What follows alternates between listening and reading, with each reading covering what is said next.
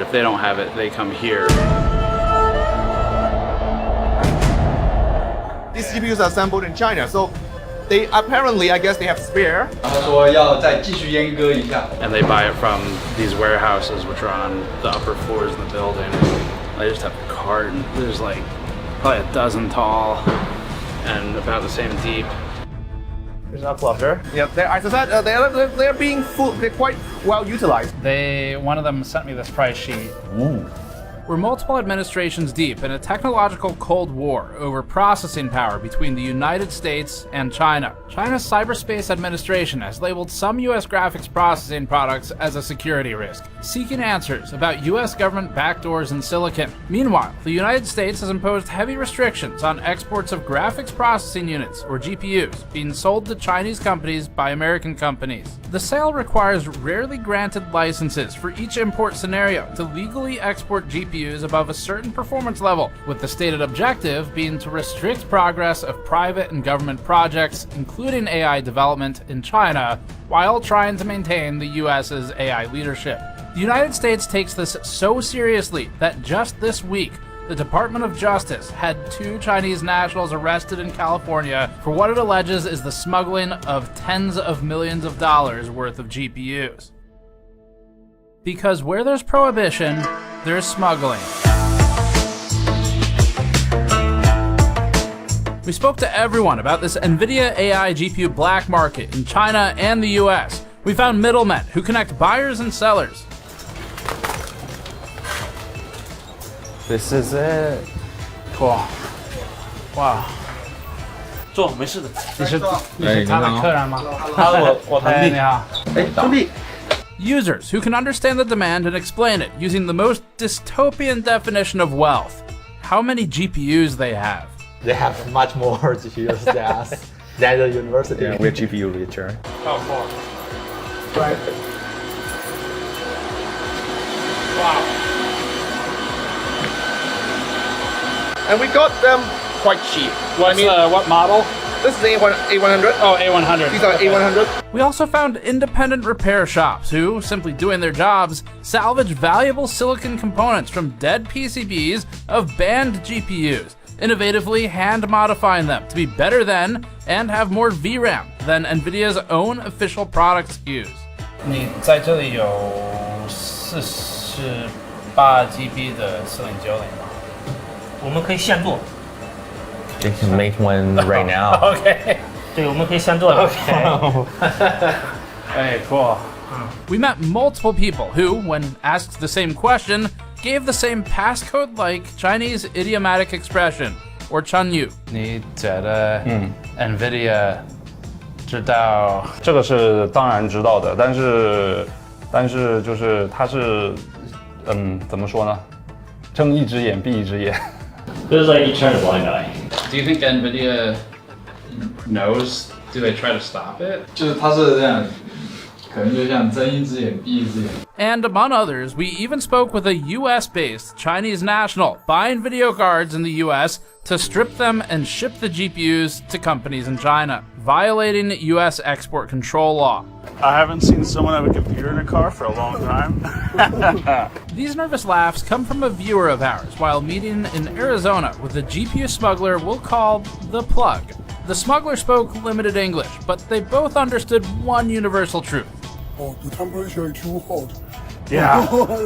Okay, 2 universal truths. The second one is money, and this battery-operated Prius-mounted GPU testing rig with fur mark is the least suspicious thing in his car with a spare license plate in the trunk. We'll come back to The Plug later. Black market is normally a phrase associated with drugs or guns, but there's a new kind of black market, and it's high-end AI GPUs. And this particular black market is worth billions of dollars a year, and it's hiding in plain sight.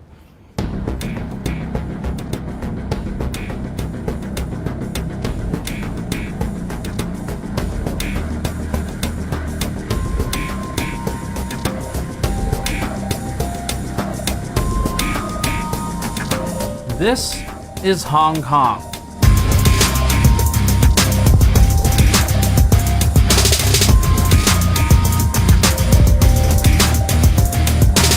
It's our first stop on this journey. By skyscraper count, Hong Kong would be the tallest city on Earth. The density is unbelievable. We spent a few days here for this story, wandering markets and meeting sources.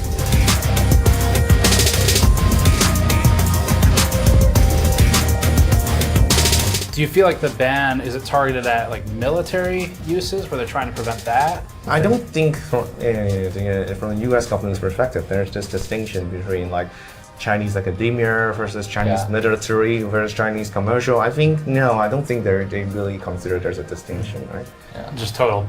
Yeah, but very general ban. Yeah. So these GPUs are almost certainly moved one at a time, right? So it's very hard to get like a full HGX system, right? Oh, so the 90 normally comes from Australia and Taiwan. Yeah. And that's why we're here to learn what the demand drivers are for these GPUs, how they get into China, and more about the illicit side of the GPU smuggling business.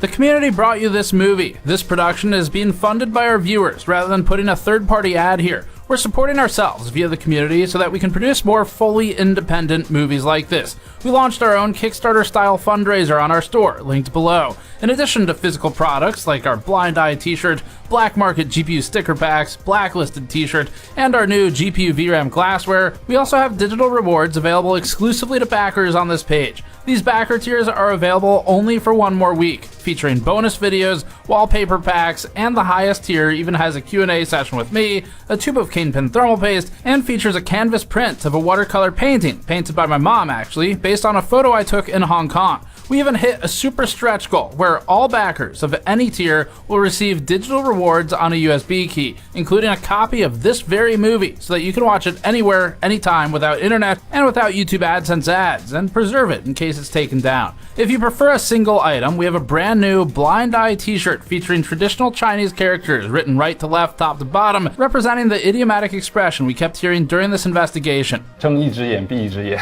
The shirt features a cyberpunk dystopian-style open eye with a camera as the iris. Our fundraiser's already hit several stretch goals, and because it's brought in so much, we're gonna release even more Black Market backer exclusive videos that you'll get shortly for backing this project. All of these items will ship throughout September and October as we bring them in, so place your orders now to get them when they go out. The link is below. Now, back to the program. This was our latest big adventure, and it began when we booked a 24-hour ticket to Hong Kong, 20 days of hotels across Hong Kong, Shenzhen, Zhengzhou, Huizhou, Dongguan, Taipei, and more. At least one of us got detained by at least one of the governments involved in this video, but we can't talk about these indecipherably singular or plural instances or instance of any aforementioned detainment. Next, we talked to a lawyer about the previous sentence, loaded into a cab that secured our luggage like this, then investigated whether or not GPUs are actually smuggled with lobsters into Hong Kong. NVIDIA was right, We've checked the lobsters for sensitive electronics and aren't any in there, so good move, Jensen. We found a pile of GPUs that are now export controlled and met a professor who really wants to make sure you know. These are legally obtained. Legally obtained. Came to a sudden realization that if a banned GPU is assembled in China, then what's to stop them from just taking That's it off of the actually line? a very good question because what's preventing these GPUs from Falling off of the line. Yeah. Exactly. made friends with 3 different cats in Hong Kong. What do you think of the temple guards, Tannen? They're very good at their job. And said goodbye to this RGB city. We then booked a boat to Shekou, China. I told Tannen what Shekou means. You know what Shekou means, Tannen? What does that mean? Snake's mouth. Sounds inviting, right? Yeah, awesome. Can't wait. We arrived in Shenzhen, made small talk with hotel room service. So, how long have you worked at the hotel? Immediately got trapped in the hotel elevator by my new friend. Traffic jam. Almost witnessed a workplace accident. Got kicked out of a warehouse. We got kicked out. Yes, we did. And then we instantly became fans of using high-speed rail at hundreds of miles an hour to go deep into China to meet a guy who really thinks that desoldering a GPU and reballing it is no big deal. 比这个简单多了，这个。 Really? That's the easy part. Oh, really? Yeah. Okay. It's a lot easier than doing this. We got a ton of information in this video about GPU smuggling, including from this guy named 5. 然后赚差价，可能一张卡它会有500人民币到几千人民币不等的这样的一个差价，然后会通过这种手段去外面去购买带回来。 After that, we went back to Shenzhen for the third time in 2 weeks, met this guy. Support Game Nexus. Support Jesus. Don't. Yeah. I'm his father. Went back to Hong Kong, flew to Taiwan, got some street food, and got on a plane back to the US. We spoke to a lot of people for this story to go on record and learn about the dystopian world of high-tech GPU smuggling. We spoke to people ranging from owner-operator trading companies to professors of economics building data centers. 5090是有禁止吗？是有禁止还是没有？我都忘记了。是禁止。禁止，但是市场上确实是有啊。These are very expensive items. Right? I would imagine you would keep track of everything, right? We even tried to talk to the US Department of Commerce, but they didn't reply, and every person on the chain from the Department of State had out-of-office autoresponders because we coincidentally emailed them the same week of an especially problematic story that enigmatically involved name-dropping. But let's keep this focused on the hardware. Some of our sources are more confused by NVIDIA than others today. 然后说要再继续阉割一下，变成5090地利，double 地。 And people seem to laugh every time we ask about how many Intel GPUs they sell. Intel 的显卡是吧 Intel 的显卡呢？ ？Intel 的显卡没有啊。But we want to connect as many dots of the smuggling line as we can today. And that's why we shot over 12 hours of interview footage that we just spent weeks cutting down for time. The point is finding people who know people, and each person in our lineup today has led us to at least one other person in this video, eventually building the full pipeline of smuggler to user. Although this story isn't about drugs, it is about a different thing that billionaire executives use to get high from. Is AI. AI. But before we get to any of those interviews, we need to establish the basics of this geopolitical mess. The story is complicated, so we'll start with defining these key facts. Why these GPUs are banned, the new 15% license, which only applies to 2 GPU models, who buying and selling is legal or illegal for, and then the timeline. AI GPUs have been in even the mainstream news constantly. China has spent decades modernizing its military with the express goal of catching up to the US. AI-enabled drones are key to achieving that goal. We still sell billions of dollars a year of semiconductors to China. We just cannot let them access the most sophisticated, cutting-edge artificial intelligence chips. The export ban did prevent China from getting the highest-end American chips, but it did not stop China from catching up in the AI race. China's AI technology is getting a lot better. The concerns over Chinese focus on AI. China. This story has been a complete mess to follow. It's spanned years, and now 2 US administrations. We ended up with over 400 pages of research and maps and finding sources and trying to understand the laws. Here's why governments care about AI GPUs. NVIDIA functionally holds a GPU monopoly in our sector of the industry, which is building computers to play video games. That now feels relatively innocent by comparison to AI. The company leveraged decades of gaming domination to build a foundation for what it now focuses on, which is making the most powerful GPUs for AI in the world. Reports warn of NVIDIA product use in nuclear weapons research, facial recognition technology allegedly used in Russia to suppress dissent, and growing concerns of AI facial recognition use in the US for similar deployments, alongside reports of use in international spying and in drone warfare. NVIDIA finds itself in the middle of all of this. Even though NVIDIA disputes selling to some of these entities, for example, it says that it doesn't sell GPUs to Russia, the products still find their way there. So NVIDIA is making money one way or the other. Someone is buying it, maybe from someone else who bought it from someone else, and much like we're talking about today, it might be transacted through smuggling. But NVIDIA does end up selling the device ultimately to somebody. Regardless of who they sell to, NVIDIA plays a big part in this worldwide obsession with AI will also create AI, using AI to create AI. And we think it's playing all sides. We'll talk about that more at the end, though.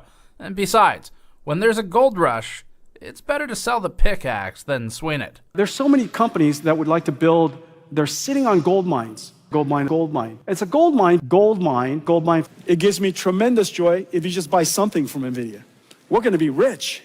Although the US doesn't talk too much about its own use of AI, it spends a lot of time talking about China's. These semiconductors are unbelievably powerful, and we can't let them get into the wrong hands. We want the most other countries using our technology because, again, it's a zero-sum game. The concern, of course, in Washington, and particularly amongst the Defense Department and the Pentagon, is that these chips and this hardware and software ends up with the People's Liberation Army, the Chinese military, and will help them accelerate in terms of innovations on that front. The restrictions are really on advanced semiconductors that could have potential military applications, and the goal is really to sort of choke China's AI sector and its broader AI ambitions. The US restricts NVIDIA's GPUs through export control rules that ban the sale of certain GPUs into China. That means the sale of GPUs by American companies or companies which want to transact business in America to companies that are in China or the Chinese government itself. Some examples of export controlled GPUs include gaming GPUs like the RTX 5090 and the RTX 4090, which are useful in AI applications, mostly for their high VRAM capacity. It also includes specific data center and AI GPUs like the A100, H100, H200, and B100, with the letter being the signifier for the architecture,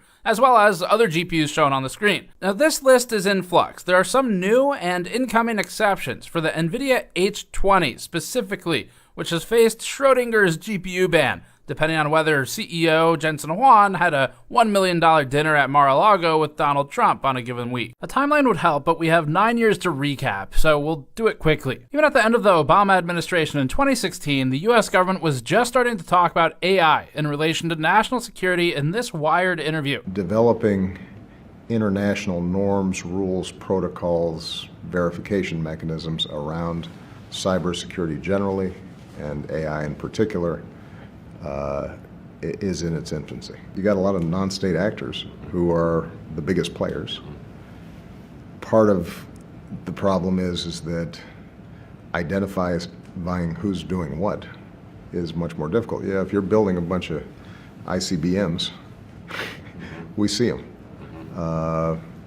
If somebody's sitting at a keyboard, we don't. And so we've begun this conversation. A lot of the conversation right now is not at the level of dealing with real sophisticated AI, but has more to do with essentially states establishing norms about how they use their cyber capability. Who are you more afraid of, Big Brother and the state, or the guy who's trying to empty out your bank account? Part of the reason that's so difficult is that if we're going to police this Wild West, whether it's the internet or AI or any of these other areas, then by definition, the government's got to have capabilities. If it's got capabilities, then they're subject to abuse. And at a time when there's been a lot of mistrust built up about government, that makes it difficult. Those were the early days. The first Trump administration started a commission advising Congress on maintaining AI leadership, including simply banning the sale of some advanced semiconductor equipment and chips to China. Several years of back and forth, a pandemic, an election, and ChatGPT's launched later, and the Biden administration took major action in 2022 by restricting exports to China, Hong Kong, and Macau. NVIDIA's Ampere architecture A100 and newer codename Hopper H100 GPUs and systems were all restricted. NVIDIA shed tears for $400 million worth of lost sales as a result, and it was especially sad when many of its export-compliant alternatives to these also got banned, like its newly created A800, H800, and L40S, in addition to NVIDIA's RTX 4090 gaming card. NVIDIA said it didn't expect, quote, near-term meaningful impact, end quote, on its financials. NVIDIA responds by designing a workaround to the previously worked-around workaround, leading to the H20. Then the government adds new rules for high-memory bandwidth cards, and the Biden administration tried to come up with an AI chip diffusion rule that would limit the quantity of GPUs being sold into different countries rather than only by processing power metrics, because the government really didn't know how the fuck to measure these things, and NVIDIA, knowing more about GPUs, could tweak any dial it wanted to just barely be compliant. Then DeepSeek came out, everyone panicked, stocks plummeted, and the government scrutinized the role of NVIDIA's GPUs in it. In February 2025, fiscal year 2025 results are posted, and NVIDIA's Singapore revenue rockets to 18% of total revenue based on customer billing location, despite shipments to Singapore being claimed to be less than 2% of fiscal year 2025 revenue, causing people to say, wait a minute. Unrelated, several GPU smugglers are arrested in Singapore one day after the fiscal year report was posted, causing people to say, that makes more sense. AMD spawns out of nowhere to say it wrote down $800 million of inventory due to export controls. NVIDIA one-ups it with a write-off of $5.5 billion. May 2025, Trump implements wide-sweeping tariffs and rescinds the Biden chip diffusion rule that would have limited how many AI GPUs Jensen could sell to other countries. Jensen says, It's just an incredible vision. I think this is going to be a transformative idea for the next century for us. These two initiatives are completely visionary, and it's going to be transformative for America. The H20 GPU that was created to comply with the rules was still okay. Then Jensen had dinner with Trump at Mar-a-Lago for $1 million. Then the H20 got banned. Must have chosen a really bad restaurant. In July, Jensen Huang meets with Trump and is permitted to sell H20s again, presumably choosing a better restaurant this time. Huang goes to China. China says Jensen's GPUs have tracking devices backdoors. NVIDIA says nah. Jensen goes to Washington. Trump tells Jensen to... Jensen, will you stand up? What a job. He loves him. He loves... NVIDIA. He loves Lisa Su. And more importantly, he hates Intel CEO. Intel CEO goes to Washington. Trump likes him now. Tim Cook materializes from the infernal plane to give Trump a 24-karat gold gift. And gift is in scare quotes because that's not what that's called. Then we get to this past week when Trump asks NVIDIA and AMD to pay 20% to the US government for sales specifically of the H20 and AMD Instinct MI308 sales. Not all GPUs, as some erroneously reported previously. Cousins Jensen Huang and Lisa Su negotiate Trump down to 15%, and now they're allowed to sell two specific cards that were originally created to comply with the laws before they changed, and somehow everyone walks away a winner, except now China doesn't want them anyway. That about sums it up. Except one last thing that happened as we were filming this. The Department of Commerce doesn't yet know the legality of the deal, with Tom's Hardware highlighting legal expert arguments over Article 1, Section 9 of the Constitution. It's not our area, so we'll move along from it, but just know that this is being publicly discussed still. If you want the full details with all of the in-between, we did collect it, there will be a massive timeline article on the website. We'll link that below when it's up within a couple days. There was also recent news about a 15% revenue share between NVIDIA and AMD with the United States government for sale of some AI GPUs. This is an old chip that China already has.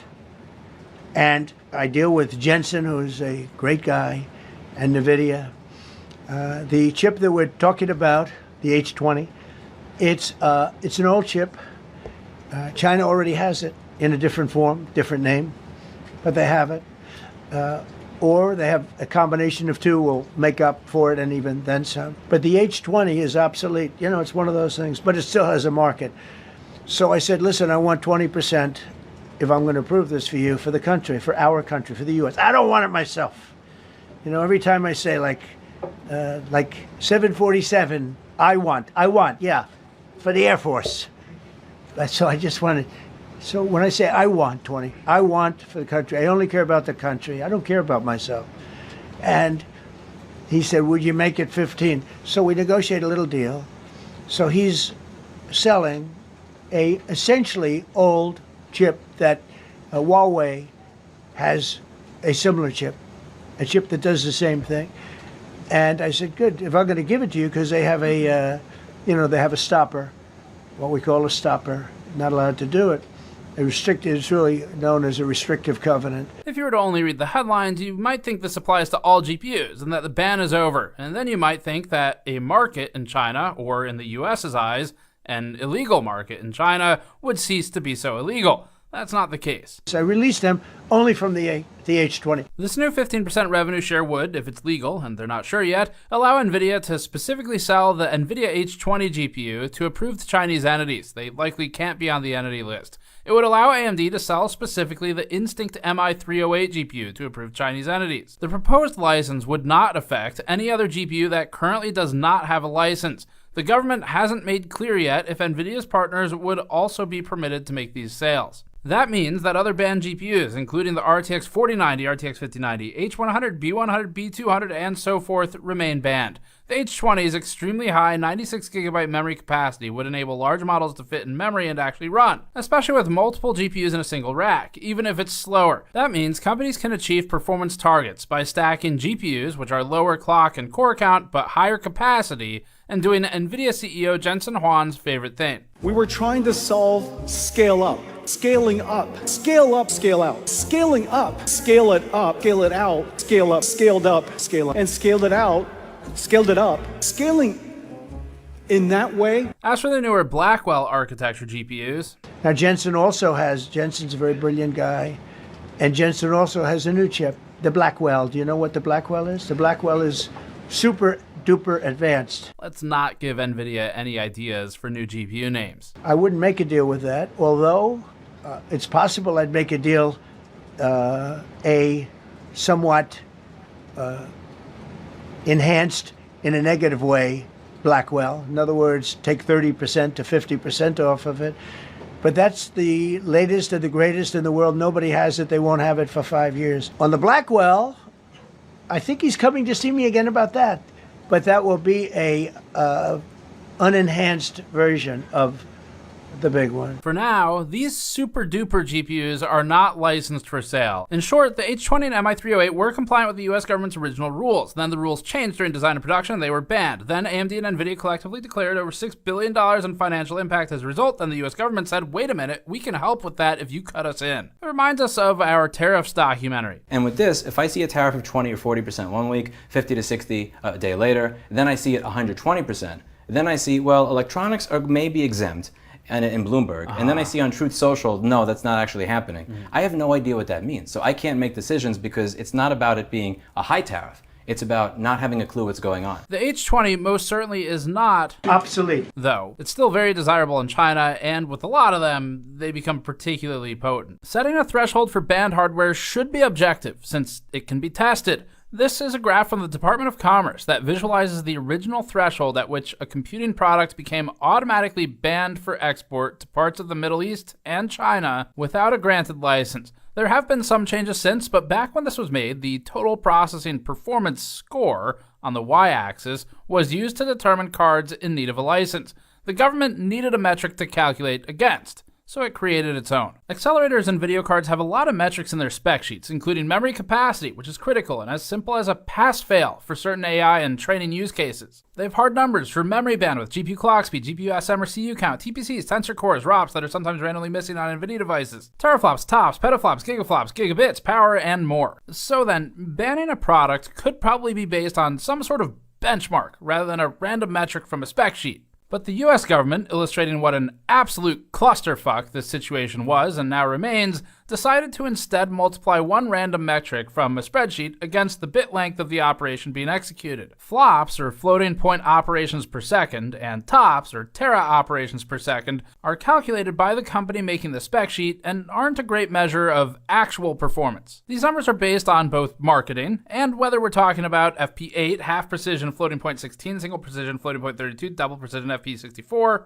integer performance or tensor performance, or otherwise. So the government says, quote, the rate of Mac tops is to be calculated at its maximum value theoretically possible, end quote, and quote, the rate of Mac tops is assumed to be the highest value the manufacturer claims in brochures for the integrated circuit, end quote. So it's not based on a bunch of real-world benchmarks of applications or something. The government also references Mac tops as the theoretical peak of tera ops in multiply accumulate computations. The Biden administration used this total processing performance, or TPP score, in 2023, with the government later adding a performance density metric, dividing the TPP by the die area in square millimeters. In other words, the government didn't want NVIDIA to be able to sell more of a lower performance GPU to make up for the loss of high-performing parts with multi-GPU solutions. There are a lot of reasons this doesn't capture the full picture, like sparsity, APIs, different methods to calculate flops, and different performance for different applications. But the government needed a way to define a threshold, so this is what they made. The limit was a TPP score of 4,800, exceeded by even the RTX 4090 when calculated using tensor performance. Now, if this doesn't mean anything to you, that's okay, because it probably doesn't mean anything to people signing the laws either. Or maybe that's not okay, but you get the idea. Something like a higher memory capacity, lower flops performance GPU, or even series of GPUs like 30, 60, 12 gigabyte cards might be able to get the work done more effectively if it only needs memory. Memory wasn't factored into the TPP calculation. That was the point of the NVIDIA H20, but then the absurdity of the situation expanded, because the government introduced an opaque memory bandwidth requirement. Per the register, quote, unlike with previous export controls, the Commerce Department's Bureau of Industry and Security hasn't issued specific guidance on how much I/O or memory bandwidth is too much, end quote. but they did decide that there would be a limit. So to recap, it seems like across 2 administrations, the United States is creating formulas based upon numerical calculations, and then when NVIDIA and AMD tweak the numbers to fit within that box, it's retconning those rules in a guess and check process. We spoke to a lot of people in this piece, and it's multilingual, which made it complicated. In order of appearance today, the discussions come from Dr. Vinci Chao, senior lecturer in the Department of Economics at the Chinese University of Hong Kong, responsible for building his department's machine learning servers and sourcing the GPUs from middlemen suppliers. Dr. Zihao Fu, a research assistant professor at the Chinese University of Hong Kong and an affiliated lecturer at the University of Cambridge. Zihao specializes in both computer science and linguistics. Various retail workers at computer markets in Hong Kong to get a ground-level understanding. Joe, the creative director of product at video card manufacturer Yeston, who worked with us for a separate piece, not this one, but he showed us his factories and suppliers, so we've included clips here as we relied on those tours for an understanding of how GPUs are brought into China for assembly on PCBs. An anonymous seller who goes by the pseudonym of Silver, based in Shenzhen, Bao'an, and managing a warehouse in Hong Kong that receives and processes smuggled GPUs. Vincent, a resourceful fence who lives next to the warehousing and markets filled with GPUs and accelerators. He buys and sells these devices in Shenzhen, Huaqiangbei, and his job is to know people. In addition to Vincent's cousin, the Fixer's Fixer. If someone needs a component to fix a broken video card or to build a new one, they go to people like him to get integrated circuits. Mr. 5, a Bilibili hardware reviewer with a specialized focus on thermal solutions. Like us, Mr. 5 has had run-ins with NVIDIA that have ended in a soured relationship over disputes regarding independent reviews and editorial independence. Zhang Ge, a renowned Bilibili uploader, basically a YouTuber in China, who runs a video card repair shop in Zhengzhou. In addition to repairs, he regularly gets large orders from customers asking him to build them custom, unofficial, higher VRAM capacity NVIDIA GPUs for large language model tasks. Companies in Singapore and Taiwan who act as intermediaries between NVIDIA, NVIDIA's partners, and companies in China. The Singaporean and Taiwanese companies are able to bring banned GPUs and servers into their own warehouses and resell them to Chinese companies, skirting export controls. We're unable to disclose their identities because there would be punishment from multiple governments and NVIDIA. The Plug, a US-based Chinese citizen who drives around the country buying hardware from American end users and resells it to companies in China and Hong Kong. And finally, a special thanks to our translator Raymond Wu of the Black Soda Agency in Taiwan. Here's the pipeline. If a GPU doesn't fall off the back of a truck in China after it was assembled, or if it isn't a QC defect that disappears from the scrap pile, it may instead have been moved by ants to get to China. Mayi Banjia is a linear pipeline. Each ant in the fire line serves a specific role. It'll help to name those roles to keep everything straight. Here's what we came up with. The source has access to GPUs. This could be as innocent as you unknowingly selling your card on Facebook Marketplace to the Plug. The Plug is responsible for acquiring from the original source and reselling the hardware to the China-based distributors.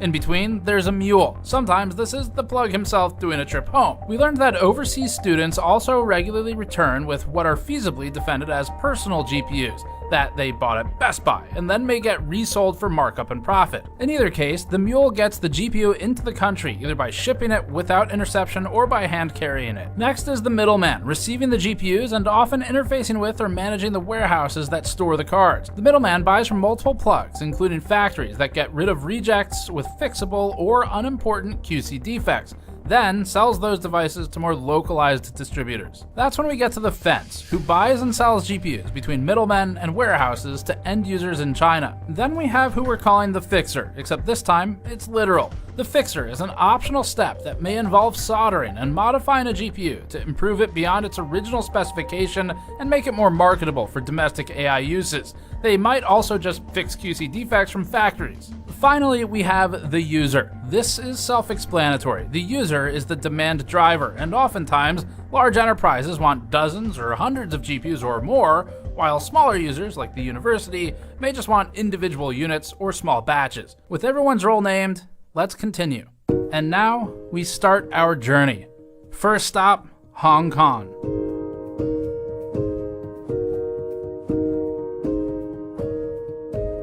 Upon arriving in Hong Kong, after checking out the local wildlife, one of our GPU dealer informants slipped us a price sheet for a mix of GPUs that are both export controlled and not. All right, so check this out. This is a GPU price sheet where we just got to Hong Kong, and I've already been able to find a supplier who works as a middleman between smugglers. And you just pick the GPU you want, so you can see 5090, 4090, 4090, 48 gig, 5090. Down here, there's some A6000, A100, A180 gig. That's pretty valuable, so that's 75,000 renminbi. And so I found a supplier where basically the person who provided this is local, and they work with the smugglers. So they sit between the smuggler and the customer to supply and source GPUs. The problem is, I don't know what the going rate is for any of this. And so what we're gonna do is take this price sheet to our local fixer, Dr. Vinci Chow at the Chinese University of Hong Kong, and see what he thinks about the prices here, and if this process is normal. So for that, we hopped in a classic Hong Kong cab and headed across Victoria Harbor over to the Chinese University of Hong Kong. Oh, okay, 谢谢 okay. Thank you, sir. Bye bye. We found Dr. Vinci Chow through a Reuters story from a couple years ago. Vinci works in the economics department at the university, and he's responsible for having built many of the servers and machine learning systems that are in use daily.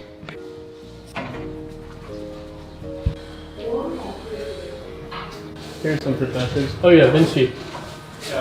He has a whole blog detailing his process, including the difficulty of sourcing components and the ease with fixing problems when so close to Shenzhen, such as having custom PCIe riser cables built and basically done the same day. Dr. Vinci Chow is the right person to start us off with this story and educate us on where to go next. We're here to learn the user's perspective, because before there could be any kind of market for it, there has to be demand. And that is what the university and organizations like it generate.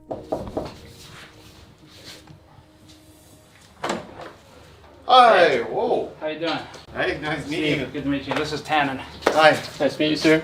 Right, so we have several options. Okay. You can set up shop here. It's a construction site here right now. Yeah. So we are renovating. An interesting anecdote is that Dr. Vinci Chow actually went to school with someone important at NVIDIA today, the Vice President of Applied Deep Learning Research. I was actually in Berkeley at the same time as Brian Catanzaro. Oh, cool. We're working buddies. That's cool. Yeah, I know him. Right. Wow. We won't be able to do much talking in here because of the noise. Yeah. So, A100. These are legally obtained. Okay. These are legally obtained. We got it. Actually, very interesting because we got these. I think right before the ban. No, right before ChatGPT was released. Okay. Around ChatGPT. So several years ago. Yes, and we got them quite cheap. One of them is actually modified from a SXM version. Before everything, GPU becomes such a scarce resource. Yeah. There was a period of time, I think right after crypto crash, that GPU was actually quite cheap. Even A100 was actually quite cheap. We were able to get these for like less than $10,000 US. Right. And then ChatGPT came out and everything like it went crazy. Yeah. Even now, like if you go on like AliExpress, like you still see a lot of 2080 Ti, like 2080 Ti being modified. So for teaching, we use a 3060, because without modification in the Ampere generation, it has the highest memory capacity. Right. Right. But it's all gone. Like clearly there's demand. It probably makes sense for us to get the mics on. Because of the way we shot this, you get to see something you don't normally get to see in our stories, which is all of the conversation leading up to formally filming. Sometimes there's more interesting information when we're just spitballing. Like, I guess even universities have become more secretive, right? In the past, universities are very open, right, in terms of what we're doing, what we are capable of. These days, I think there are second thoughts. Some researchers might not want to be being so open. Yeah, the collateral damage is an interesting right. And topic. On the other hand, it's interesting because it's export ban, right? So it's illegal to export to China, and that'll be one of my questions for you. Without permit, right? But then it's completely legal on our side, right? There's nothing that says that you cannot buy high-end GPU, right? So from our end, as long as we follow all relevant procedures, right? There's absolutely nothing illegal for us over here to buy these GPUs, right? So that makes it for a very interesting environment. Yeah. So you have, because if you look at the university documents, right? I think you will be able to find obviously these universities have been purchasing GPUs, right? It's completely legal over on our side, right? Yet this is clearly not supposed to happen, right? From the perspective of the U.S. government, right? So I guess for universities, once again it depends a lot on how committed, a particular researcher or particular unit is when it comes to acquiring GPUs, right? I mean, if you pay enough, supply is there, right? Maybe not if you want to build like a super cluster, right? For research, most researchers are talking about 1 or 2 GPUs, right? And if they have the funding, then it's possible to obtain that. So it's just everything is more expensive. That makes sense. I'm in the Department of Economics, which is kind of interesting, I guess, for someone in the Department of Economics to talk about GPUs. But we started building our own cluster during the COVID, right? Well, not just we, but you specifically. Well, me, all right. Yeah. So I'm responsible for that. Yeah. So it's we because the department has to fund it. Right. Right. So I am the one who plans these things out, but the department funds it. I started building my own desktop computers back when I was in high school. Cool. Right. Hong Kong is a small place, right? I guess we'll visit that later on. But in Hong Kong, you can actually physically visit computer malls where you can just pick whatever parts you want. And then during COVID, then we had this idea. Then we probably have to try to provide remote access to computing power. The first GPUs we have was 1080 that we obtained from the computer malls, $500 each. Back then I was thinking that's so expensive, $500 for a GPU. If you were to ask one of the local supplier, how much, let's say H200 is going to cost, it's going to be about 30K. US. 30K US. There's a big premium for data center GPUs, right? So even if you obtain an aging A100, that's still going to be almost 20K US. Is anything from Blackwell over here yet? No. Not yet? Not yet. It's illegal for a company like NVIDIA to sell them into China. Right. But not for anybody here to buy them. Yes. I messaged some sellers on Alibaba. Right. And one of them sent me this price sheet. Ooh. Tell me, what do you make this? Do you have any H200s in your servers? Well, we want some. Okay. We want some. I can connect you to the supplier. We want some, right? We want. So what like that? After tax, they want $213,000. What is that in US? Let's see. So that is $29,700 US. That's about I think the right price. I don't know what MSRP is, or if they even have one. I think, but first of all, it's not like there are a lot of companies, even in the States, that would just put out a MSRP and they just buy it online or something like that, right? Right. But I think for the few companies that actually list a price, I think it's actually the premium is, as I said, it's surprisingly low. Right. It's almost as much. It's just about the same as the MSRP, as far as I can tell. Do you know how these companies, the suppliers, get the GPUs? Any idea? Because I've read a lot, right? I've read that I came across a Chinese phrase in one of the Baidu searches I did, and I think it was "mai banjia" or something. And the idea, if I understood it correctly, was that a bunch of people kind of move one GPU. Right. So these GPUs are almost certainly moved one at a time, right? So it's very hard to get a full HGX system, right? These days, most of the vendors would recommend getting the PCIe versions of the GPUs because it's so difficult to smuggle in a full HGX system, right? Okay. Yeah. Now, if you want an HGX system, for example, the companies that have ways of obtaining them would recommend that they be installed in a different country. Okay. Right. So yeah. basically, you can like acquire HGX and then have it installed in like Southeast Asia. Okay. Right? So meaning. Right. It would actually physically locate it somewhere else, and then you remote into it. Right. Okay. That's what they would recommend if you want that. If you actually want it on premise, right? If you want it here, then almost every one of them would recommend that you just get the PCIe version. Okay. So that probably just because it's easier. It's easier. When you put in an order to buy something, is it already guaranteed here at that point, or do they have to get it? Depends. Okay. Some companies have limited stock. We're talking about probably maybe a dozen, right? So, but if you want more, then you would it would probably have to be like ordered and like a deposit or something. Yeah, shipped in from somewhere else. Any idea what happens if they get caught? I mean, to your money, you know, like. Well, we don't pay. Okay. Until we have to pay deposit, right?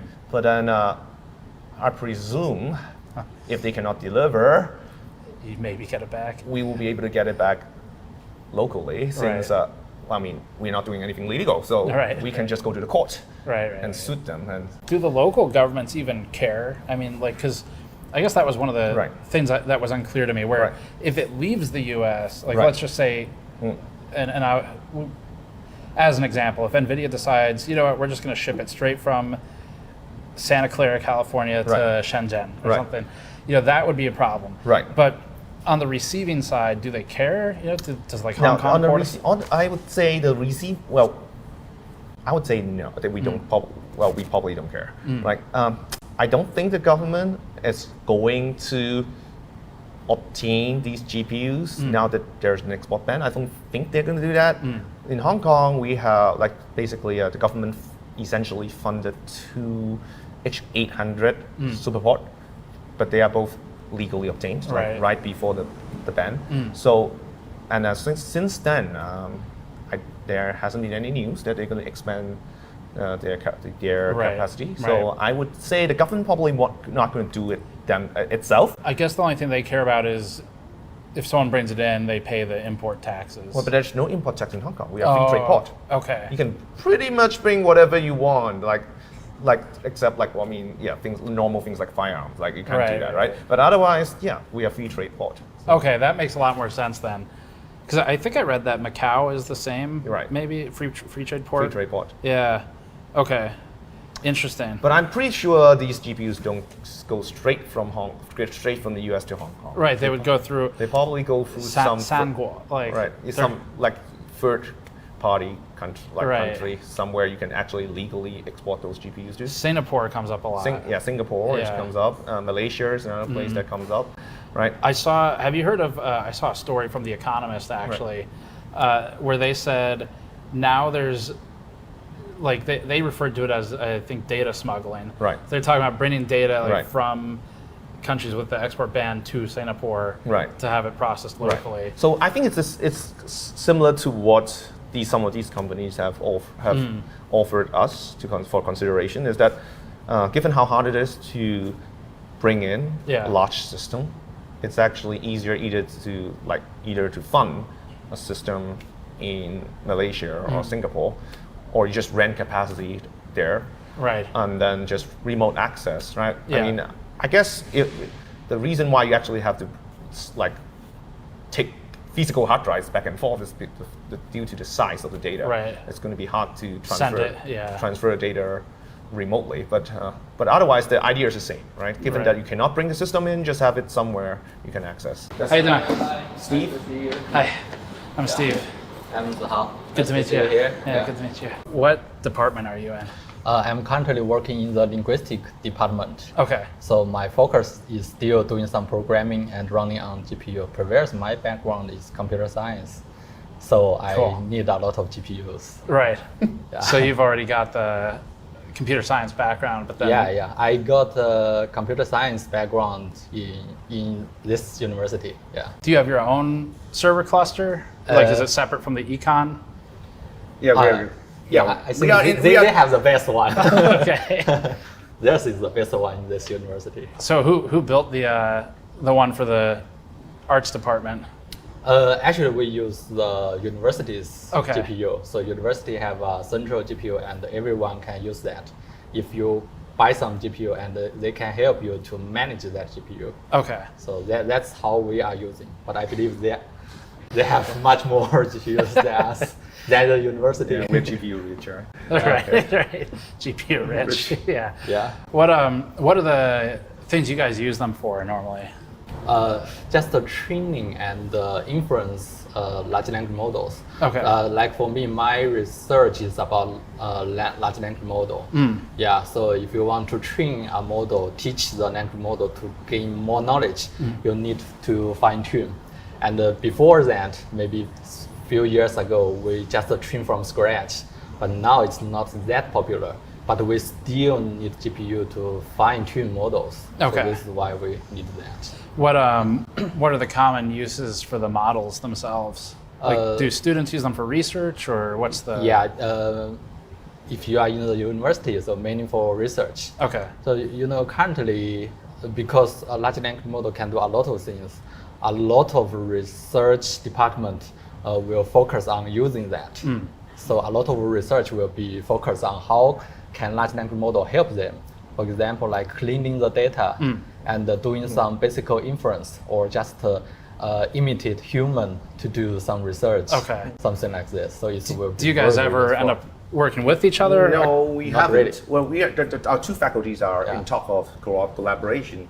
But as you said, like a lot of demand really coming from researchers that are using these models for things like processing large amount of text data, right? Right. So, like in the past, what we would do is that these researchers would hire junior research assistants to go through text data manually. And it's a very expensive and slow process, right? These days, all you have to do is to feed the text data to OMs. And that really drives an explosive growth in demand for these LLMs. And because neither OpenAI nor Anthropic is interested in serving Hong Kong, which is part of China, right? So that means that there's a lot of demand for on-prem solution. What so in linguistics, do you use it for just as I don't know a lot about linguistics research, but the Dongwan Lao Shi is she's a linguistics researcher, and so I know one of the things that they do in the University of Columbia in New York is they'll scan old documents from like the medieval ages, from 1,000 years ago, right? That's cool. And they try to convert it into modern English. So what kinds of research, I guess, to give me a better idea? First one, if you want to do research on linguistics, you will be very interested in what the language model, how the language model are thinking, right? Okay, yeah. So we try to explain what happened inside the language model. And another research direction maybe is just use language model to processing the data. For example, you want to know how the children learn the language. Children learn bilingual or many languages. So how they do it. So you can use the language model to imitate the learning procedure. So this is one of the possible directions. So there will be a lot of things to do. Yeah. What kinds of GPUs do you guys use? Currently for our group, we have L40, I guess. Yeah. With 40 GB memory, maybe I forgot. Sometimes we have a 6000 and then some gaming GPUs, RTX series. Right. Yeah. The gaming GPU is much faster, actually. Is it really? Okay. Do you have any like 5090s yet, or 4090s? I have used the 4090, but not 5090. I think memory is the most important part for researchers, because if it's running slow, then you can wait for 1 day or 2 days. It doesn't matter. But if the memory is small, then you cannot do anything. You cannot put your model inside the GPU. It just doesn't run at all. Yeah. So I need larger memory. So the speed is okay. I think currently is fine. Do you guys ever get bottlenecked by the availability of the systems? Well, it does happen, right? So, like, as much GPUs as we have, we're talking, we have like 30, something like 30 top-of-the-line GPUs. Yeah. If we want to load, say, DeepSeek R1, right, that takes probably 16. right? Okay. That's half our capacity. Right. And if someone, like one of our teachers, or what would say, I need DeepSeek R1 for 2 months, Right. then it would take a bit of planning, because we would have to see if we can balance the need of other users. It's not going to be enough if you want state-of-the-art model, given how big these state-of-the-art models are. I think all researchers would love to scale up what we do, but the reality is it might not be possible to get the hardware to support what we want to do. If you had, and I know you don't, but if you had unlimited budget, right? Would you be able to get as many GPUs as you want, or is there still a supply constraint? You know, So, like in terms of buying. Let's just say GPUs. somehow we obtain like, I don't know, millions of dollars Right. of funding, right? Right. Even if the university is providing that, right? There's still the problem of the export ban, right? Before the export ban, it can be done, right? There's another university, local university, HKUST. They obtained a full H800 SuperPort, at a considerable cost. But the university was able to fund it, and they managed to just get it right before the ban, right? So that's like kind of a once in a lifetime opportunity right now, right? From today's perspective, Right. And they did it, and they benefit from it. Their researchers get a full 400 GPU cluster to work with, right? It's university-wide, centrally funded, right? Right. In CUHK, it's just not something we can do right now, right? I think in CUHK it's managed by each group. Right. I believe the Yeah, it's computer very- department here- also have a very big one. Yes, so here, that's our university. It's a bit decentralized. So, part of the problem, as I've mentioned, is the fact that with the export ban, departments are not necessarily willing to publicly list their computing capabilities. I think the next thing we should probably check out the server. Well, in the university, the working language is English and then Mandarin. Right. Okay. The university's name, I think. Oh, that's okay. The That's Chinese one. and we have to clarify, because people always come with this question. The Chinese University of Hong Kong. 中文嘛。香港中文大学. We teach in English. Okay. Chinese means Chinese culture, Okay. Chinese heritage, not Chinese language. Okay. Right? That's what a lot of the exchange students was confused about. Right. They thought like we teach in Chinese. No, we teach in English. Okay, interesting. So this is your super cool. cluster. Here's our cluster. Have you seen it before? In some other places. Oh, but never his. Yeah, never here. Cool. Yeah, never in Hong Kong. Yeah, as I said, they're being they're quite well utilized. This is actually not part of the cluster. This is our non-cluster stuff like web server and stuff. But so these two racks are the cluster. Did you have to do anything special for the air conditioning? So I mean, as I said, this is kind of like clandestine, right? The thing is, these GPUs are very hot, right? A single 8 GPU system can put out like 4,000 watts. Oh, okay. Right? So it's like two hair dryers. So when you say a single 8 GPU system, how many does each rack or each blade have in it? So like a 4U unit these days, like these ones, like this one, like and this one, these ones, these are all 8 GPU systems. Okay. Right. So for you, is each of these all different configurations? So now our cluster was built up over like almost 5 years, right? So that's why we have some really old systems that come from 5 years ago, and we just keep adding things. That's a bit different from, let's say, full SuperPort, which is purchased in one go. Then everything will be the same. Right. Right. Here we just keep adding capacity and just leave the old components until they gradually not work. Until they're not useful anymore. They're not useful anymore. Right. Did you have to do special power design, power delivery, cooling? Yes. You cannot just plug these GPUs into a wall socket. It would blow the fuse immediately. So we need two three-phase. We have two three-phase power specially installed in this room. So they have these massive plugs for power. There's one there, and then there's one over here. And then you can actually see they're running flex ductwork. And you can see it shaking at the bottom of that one in the back, where it's actually shaking because it's pulling in all of the exhaust from the servers. And they're piping that up So I think that's the return.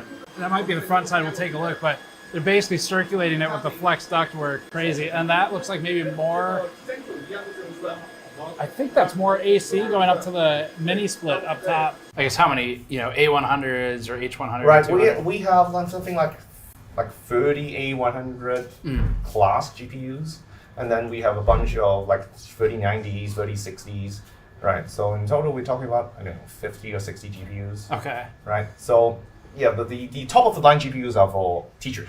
What are the 60 class cards for? Like 3060s? Teaching. Just teaching. Teaching. Wow. It's for teaching. So we have these undergraduate machine learning courses, and we let students load hugging face models. These 3060s are for them. We don't want them to occupy the A100. Right. So, and 3060s have 12 gigabyte of memory. That's right. That's more than enough to load some of the smaller The models. good ones have 12. They made another one. Right. We make sure we get the 12 ones. Right? Yeah. So yeah, that's sufficient for loading a small model that they can work on. Right. Does memory bandwidth matter a lot? It matters. So to better utilize the resources, we offer the options for each researcher to load their own model, but we have also this centralized, like our own local ChatGPT thing. We have used Open Web UI and with with VLM as the backend. Right. So we offer just this pre-set up system where we can serve like Germer, we can serve DeepSeek, and when it comes to getting high throughput, bandwidth would matter. Because for the export control, the U.S. government does a calculation, right, for some amount of points. Like they made up a system. And memory bandwidth is one of the components of the formula. Yeah. They're getting smarter, right? Yeah. Because there has been multiple versions of the band, right? The very first band was targeting the NVLink, I think. Okay. The A100 to A100 as NVLink. So that has a little effect. Yes, it's a bit slower, but it's still okay, right? And then I think they switched to targeting the flops. Yeah. But that I think there was a certain amount of flops you can't exceed. Then I think depends on workload. I think it didn't work as well as they might have hoped for because the H20s still sold really well. Well, I mean, that's what's so interesting about it is the government's, at least the U.S. government, hasn't really caught up to what these are, and so, that's true. So they don't know how to ban it, I feel like. So they just kind of pick a number. It's developing very fast, right? Because if you go back like 5 years ago, everyone probably would think that flops is a very important metric to consider. But turns out when it comes to loading large models, what we all care about is how much memory, how much VRAM you have, right? You simply cannot load a model if you don't have the VRAM. Right. So now H20 becomes a very attractive option because what's the spec on the H20 again? Do you so remember? H20 has drastically lower flops, right? But then it actually has more memory than the original H100. What's the capacity? I think it's 94, 96 versus the 80. Yeah. The original version 80 is 80. Right? So it's actually in some sense more attractive. So everything you guys have named so far, it's all NVIDIA. So are there any non-NVIDIA GPUs like in the university cluster? I think currently I didn't say any non-NVIDIA one. But I think it's promising. The AMD one, currently PyTorch also still support AMD one. I think in the future it will be another choice. The Instinct MI, AMD MI GPUs? I didn't remember What about Intel? Because they just started making the B60s. Is that interesting at all? I mean, we always like to explore options, right? To have more computing power. Yeah. We actually expressed interest in AMD, and we asked around, to the outcoming suppliers, and they said the risk is too high for them, right? Because they have to support it. And they had, I think there's one supplier who told me they had tried to sell an Instinct GPU in the past, and then the customer returned it because they couldn't figure out how to make it work. Right. And then they realized that they don't really want to carry the risk of having a GPU that people are going to return. Don't know how to. So they would rather just not deal with. Do you know any AMD GPUs that also are export controlled? I think the Instinct line is also covered under the export ban, right? Yeah. I mean, I guess that's also part of the problem. If you're going to go through the hassle of smuggling something, you better smuggle something that people actually want. Right.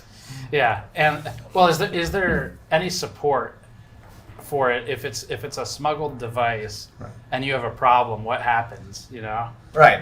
Like if a MOSFET blows up, right. You know. So now we obtain all these under like under following university procedure, and part of that is that there should be warranty, right? Okay. I mean, now the supplier is clearly going to promise you warranty, right? But they also indicate that now for the PCI inversion, they are pretty confident they can support it because I think they just exchange it for a new one and just try to move that one out, one at a time, right? Right. But if it's an HGX system, even if they manage to get it in, they don't promise anything basically. Yeah. Right. I mean, for contractual reasons, they would promise warranty. Right. But whether they can actually do it, they can't actually guarantee.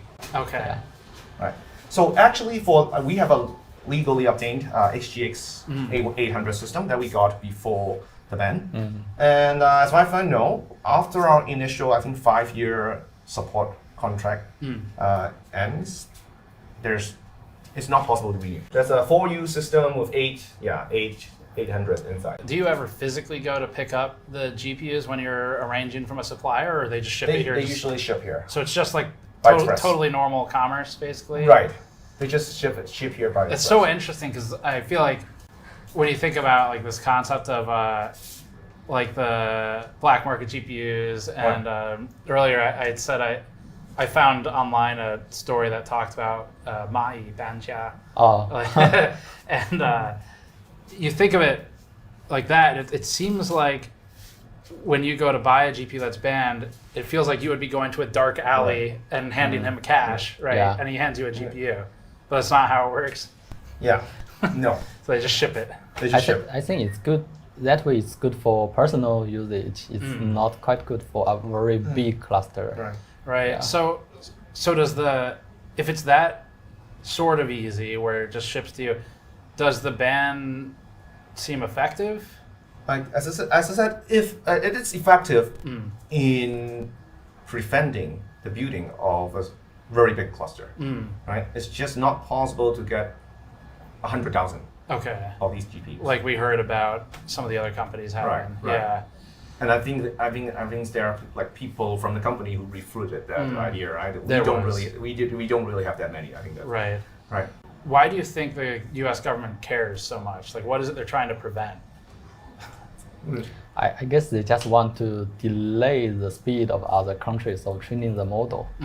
But seems I don't know, their ban is very weird actually. Right. Yeah. Do you feel like the ban, is it targeted at like military uses where they're trying to prevent that, and then it just happens to affect you guys as well? Or are they targeting, you think, just companies in general? I guess it's in general, every company, every people will be influenced by this. So I guess just to delay the speed of research. Yeah. Just like my experiment, for example, if I can have better GPU, I can finish in 1 day. But now 2 days or 3 days, that's fine. You just wait a little bit. You get the same thing. I don't think from the U.S. government's perspective, there's just distinction between like Chinese academia versus Chinese military versus Chinese commercial. I don't think they really consider there's a distinction, right? Yeah, just total. Yeah, very general ban. Right. I know Huawei has the new Ascend, I think it's called. Yeah. Is that interesting at all? I mean, does it seem like that's promising for you guys? Huawei's GPU, I think they built that for many years, and they also trained some language model based on that. So currently, seems no friends around me are using. But maybe in the future they are trying to try that if they still cannot get the NVIDIA one. Do you guys need CUDA for your stuff? Oh yeah, definitely. If you want to train the model, you need CUDA. Right. So I feel like we can still get by because we as I said, we're not really needing that many GPUs, right? Yeah. So there's still enough supply NVIDIA GPUs supply around for what we need. Right. But if we want to scale up, then NVIDIA is just not possible right now. So probably one way, eventually, like something like Huawei Ascendance would be. You said you have an interesting GPU that was modded, I guess? Yes. We have several GPUs, like as I said, like this is one of those like reference board. Yeah. And RTX 3090. Yeah. This is a 3090. This is a 3090. I think it's very Chinese specific, right? Yeah. I don't think you can actually. They were not popular in the US. You Yeah, could that- get them, but not many. Yeah. Because they're noisy. They're Yeah. really noisy. Yeah. And the only reason to get these is because you want like multiple of them. Yeah. Right. Packed closely together. They're designed for that purpose, right? So they have these kind of slots. One of these I think are like a normal, actual PCIe version of A100. And this one is actually a modded version, but they use the same casing. Okay. So this one is actually modded from a SXM version. So if you install it and take a look at the NVIDIA system information, this one will show up just like it's shown as SXM. SXM. Okay. SXM. Right, but they look the same. This is actually a very interesting question because, as far as I understand, this is possible because these GPUs are assembled in China. These GPUs are assembled in China, so they apparently, I guess, they have spare casings. Right? Well, so here's a question for you: if a banned GPU is assembled in China, then what's to stop them from just taking That's it off actually of the line? a very good question because, as far as I know, even the H200 seems to be assembled in China. Yeah. And I have no idea what's preventing these GPUs from falling off of the line. Yeah. Exactly. So, yeah, I don't understand how it works at all. How is the ban even going to? How is the ban is even working? Like the box of these GPUs clearly state they are manufactured in China. Right. Right.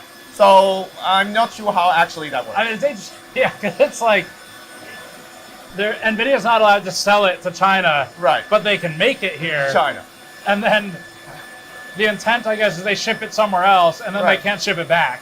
Right. But it just seems like if I'm the factory, it seems like there's a lot of money in. Right. So we had some QC defects, right? Right. So my guess is there must be spares. I don't know. Right. Spare SXM like modules, spare casings, and then somehow these spare parts just get assembled into a complete GPU and get sold. Yeah. So currently it seems like, like that this whole GPU manufacturing thing has the flavor of that. Yeah. Right? All these high-end GPUs are still manufactured in China, but they're not allowed to be sold in China. Yeah. And somehow the US government thinks that's going to work, and somehow the Chinese government also allows that to happen. I have no idea how actually that whole thing works. Right. That's so strange. Because like the GPU silicon is made in TSMC, which is all over Taiwan mostly. Yeah. So they make it there, they ship it to the factory in China, I guess, and then an SMT line must populate the board. Right. One of the GPUs we have, one of the A100s we have, they're modded. I think one of the NVLink doesn't work. So my guess, the explanation is probably failed QC. Right. And then it just gets assembled and. Right. So, and so then you have 2 out of 3, I guess, NVLink? you just have, so it's just going to be slower. Right. Right. Interesting. But for a bargain price. Yeah. Right. Is it cheaper than like a fully functioning? Yeah, like I think it was cheaper. Okay. It was cheaper. But doesn't make a difference if you're just using one GPU. Right. So it would be a bargain. Interesting. Yeah. Do you think NVIDIA knows that all of this is happening? I would be surprised if they don't, right? Yeah. I would be surprised. Right? I would be really surprised if they don't. Right? These are very expensive items. Yeah. Right? I would imagine you would keep track of everything, right? Yeah. I don't know. Is that? It's hard to know what they can do, what they plan to do with all these defective parts. But I'll be very surprised that no one have ever thought of the possibility that if it's something so valuable, someone would come up with a use of even a defective one. Defective ones. Yeah. Yeah. Interesting. Yeah. Yeah, like the AGPU servers. Like we could pull out one of them if you want to see what's. If it doesn't disrupt you, that would be great. One of them, and then we have another. Yeah. pull out one. This seems interesting. So this is one of our older ones. This is our older one because this one is not. It's basically assembled completely from like retail parts. Okay. Right. So this whole system is around, I think, around when the time when ChatGPT came out, right? Yeah. So this is the time when everything you can get from AliExpress. Yeah. Like the case, right? So you bought all of this just on AliExpress? Yes, everything is from AliExpress. Everything from AliExpress. Cool. Like CPU, RAM. The part that's by far the hardest to get is the power supply. I saw you write about that in your blog. Right. What makes it difficult? Because now it's very hard to get high quality, high power server grade power supply. This like you need in order to support 4 A100, you need like 2000 watt power supply, and you need these kind of server grade redundant power supply, and there's just no demand in the from retail customers for these kind of GPUs, so for these kind of power supplies. So supply is low.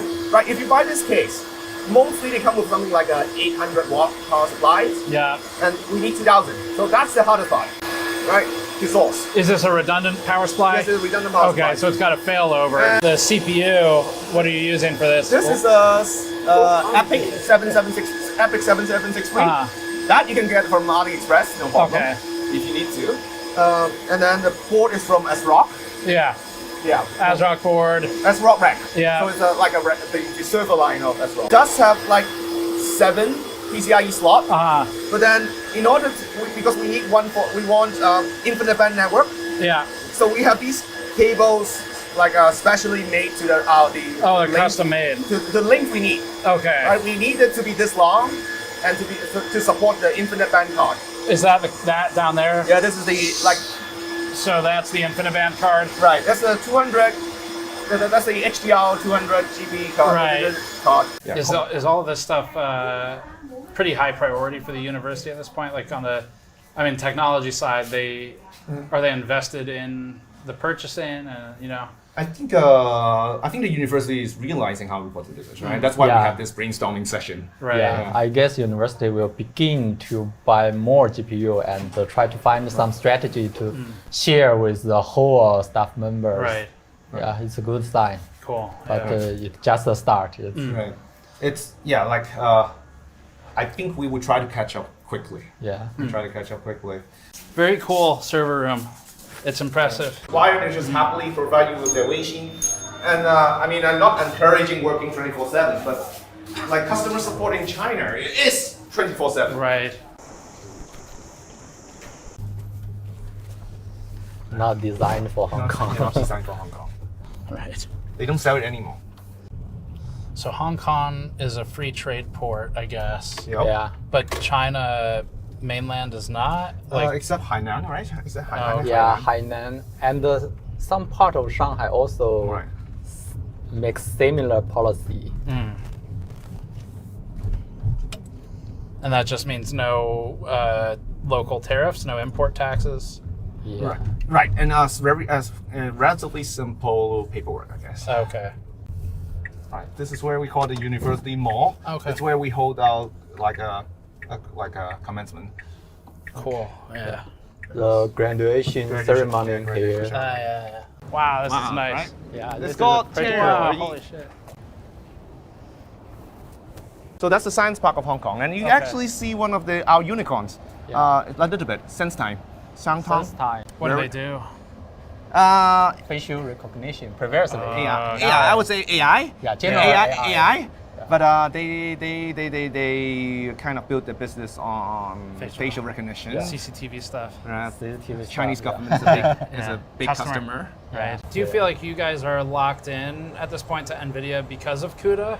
Like, I guess to rephrase it, is there a difference in what matters more to you? You know, the power of the hardware or the power of CUDA? Because both are very good. So I would imagine if someone put in enough effort so that non-NVIDIA hardware runs just as well as NVIDIA hardware in PyTorch, and then the VLM and stuff, then would not be too hard for us to switch. But I guess that's harder to do than to say, right? Because someone has to put in the effort to make the models run smooth. There has to be a good reason to switch.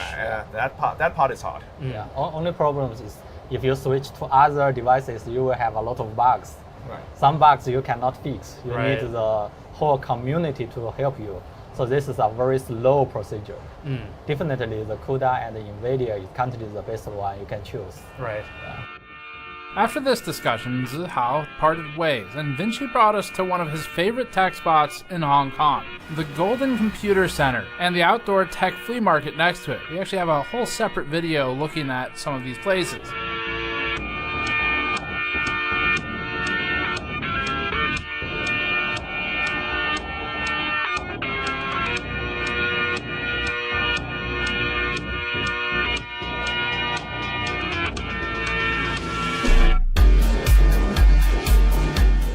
After this trip, we asked him if we could go find some supposedly banned GPUs, like the RTX 5090, except available in public, where in theory you shouldn't be able to find it.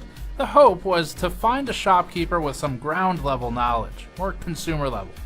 Everyone wants Jensen's flavor. Do you still frequently go to the market? Not as often as before. Yeah. Right. So mostly because I've mostly switched to using server components, right? And you can't get these components in these markets. Our cluster is pretty much exclusively Epic, which is rare when we start building out 5 years ago. 5 years ago, there's probably still a lot of Intel. Right. Everyone is still buying Intel, and we started buying AMD. So right now in a cluster, we have the last generation Genoa CPUs, and I think we have 256 core across 2 CPUs. My guess is these GPUs are probably smuggled in from from Southeast Asia. In that case, unless those countries try to enforce the ban. But I feel like most of them probably wouldn't really care. You know, it's not their ban. So. Right, it's not their ban, and why cross the Chinese? Right, that's a good point too. Yeah, I guess they've got 2 choices, right? Right, which is why Biden piss off America or piss off China. Right, well, that's why Biden had this idea where the Biden administration had this idea where you're gonna have to separate the world into different zones, and some zones are trusted and some are not. Right, but then this is scrape it, right? So now it's back to, I guess. Back to one by one. Yeah, back to one by one, right? And I haven't heard anything about the countries having to prove themselves to be trustworthy anymore.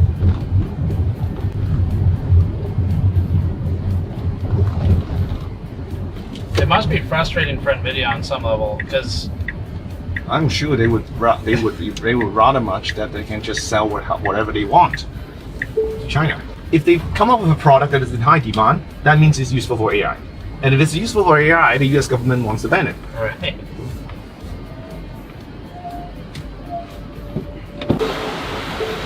Do you think the export controls are having their desired effect?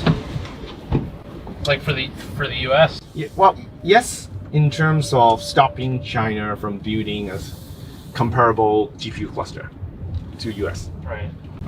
So it's really just about what you keep coming back to, which is if you want to buy thousands of them, it does make it a lot harder. Because I guess ideally, if you want to buy 10,000 GPUs, you probably buy it straight from NVIDIA if you can. Yeah. Not even that many. Even if you're buying, like, say, 400. Okay. Right? Let's say a Superport. Right. Then the NVIDIA is likely going to be directly involved. I do wonder, it seems like if you make it hard enough to get US products, eventually you would think China would just dump its own resources into helping like a domestic, So, well, China is already doing that. Right? Okay. Yes, Chinese companies trying very hard to come up with competition, a competitive GPU. All right. So where are we going? What's this place called? This is a shopping mall called Dragon Center. Watch your belongings. I did lock all the doors, right? But that's just me. I mean, okay. I asked him if it's safe to leave it in the car, and the first time we say it, he is watch your belongings from the police. I mean, they're priceless too. I mean, pretty transparent. Oh, this one. It's a parallel import. Parallel import. Where is it? 平衡进口. Oh. Parallel import. What does that mean? That means not imported by an official distributor. So like kind of what it practically means is smuggling. Smuggling. Yeah. Right. So what are their prices? So the cheapest one. Cheapest one it says is a silk one. That's a big price difference. Yeah. Almost 2x. But the ROG ones are always expensive. Yeah, but it's not worth that much, you know? Like the price difference, I mean. I guess when the supply is one. Sure. Yeah. One that someone maybe brought in from another country, I guess. That's interesting too, like if they have to account for cost of like plane tickets and stuff. So that Astral is $5,223 US.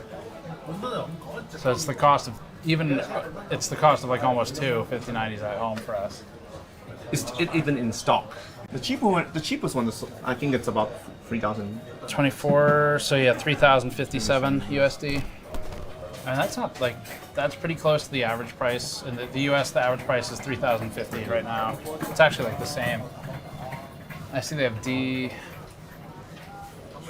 5080, I guess, is still okay. It's not banned, right? So. Yeah, but I think it's, if I remember correctly, the 5090D wasn't that expensive. So it's probably the price has gone up. Right. Yeah, because I mean, it's like more expensive than the cheapest 5090. Yeah. Interesting. It's possible that it still comes with warranty. Like these ones probably have no warranty at all. But no, I mean 3 years Hong Kong warranty. I think what that means is that the store promised that they're going to help you. Right. But I think these ones, the 5090D, they were imported back when it's legal. Right. So they still, I think they actually have official warranty. That's actually, yeah, that's a good point. I wonder if you bought one when it was legal, if you still get support. Yeah, I think that's the case. Yeah. At least that's the case with our data center GPUs. Okay, that makes sense. Oh, there's the D. The D is banned now. Yes. They can come out with DD or what? DV2. Yeah. I think the price has gone up. In like now that it's going to be banned. Yeah. It's interesting. You can buy a 5090 FE here. Yeah. I mean, but it's supposed to be banned, right? Yes. But you can just buy it retail in a store. As I said, it's not illegal to buy them. Right. But I guess what's surprising me is how easy it is to buy them. With the right price. 36,000 HKD. That's pretty expensive. That sounds expensive. That's like 4,000, over 4,000 US dollars. 4,600 US. Right. Wow. See? Yeah, but you can get it there. So I guess the main impact then of the ban is the price goes up. Yeah. Any idea how they get their 5090s? Same way you do? Same way how the high-end GPUs get moved in. Okay. Although I think for these ones, there's a chance that it's actually directly moved in from other countries. You think one by one, I guess? One by one? I think so. I've heard that some students would do that. Okay. Like, buy one from Best Buy. Right. Move it back. Right? To a third country? No, just straight back to... straight back, okay. Straight back. Right? I mean, if it's with a premium like that... Do you happen to know, I mean, that premium's great. They can double their money. Right. Is there, do you happen to know, is there any law against bringing it in for personal use? In Hong Kong? No. I mean, like, from the US. Like, if customs stops you, but I guess they would have to find it in your bag, so they'd have to search your bags. It's pretty unlikely, yeah. And you're relying on the customs officers knowing that this particular model. Good point, yeah. That is a good point. And then carrying. Like, if it, yeah. Okay. I really don't think that's going to happen. Right. I guess that's how they get in one by one then. Probably 550s per button in China. What's that? We only get a 5090D stock. Yeah. So the 1590, the Founders Edition, maybe not in stock. Yeah, we directly order from other countries. What's the most popular card? 90. No D. Always come from Australia, and the second one is Taiwan. Oh, so the 90 normally comes from Australia and Taiwan. Yeah. Can you buy bulk, a lot of them at once, or is it just one at a time? Very tricky is that almost you can order from mainland China. Yeah, you can buy a lot. Oh, mainland? Yeah. For 90? Yeah. Okay. Recently we got the ad from Facebook that are selling in Mongkok. They will provide lots of 90 only. Okay. Is it expensive? Very interesting. 90 only, sometimes cheaper than 90D. Okay, wow. Do you guys ever sell like RTX 6000? Or is it too... Because RT 6000 we got ADA edition. ADA, yeah. Yeah, ADA edition. So replacement will be ADA edition. But no Blackwell. Yeah. Otherwise, also from mainland. Right, okay. Yeah. Interesting. 5090, do you have to get it from a different supplier than 80? Some models yes, some models no. Okay. Because the card problems, the distributor only can send back to the original page. Got it. Yeah. But local distributor, they can do DOA or RMA. Okay. Yeah. Because the US problem, yeah, the like 4090 or 590, right. If they got problems, they cannot get back to China region. Do you have any idea how the mainland suppliers get the 5090s? No idea. No idea. Yeah, because too much supplier. Yeah, they are doing trading. They can transfer the other regions product to Hong Kong. Okay. Yeah. So we have no idea what way they come, but we can know which region, like Australia, Taiwan. Right. Because Taiwan get lots of stock. Yeah. In because like last generation like 4090. Yeah. The price raised very high. Yeah. But Taiwan think that in 50 generation they can make lots of profits. Right. Yeah, but it's not seems like what they thought.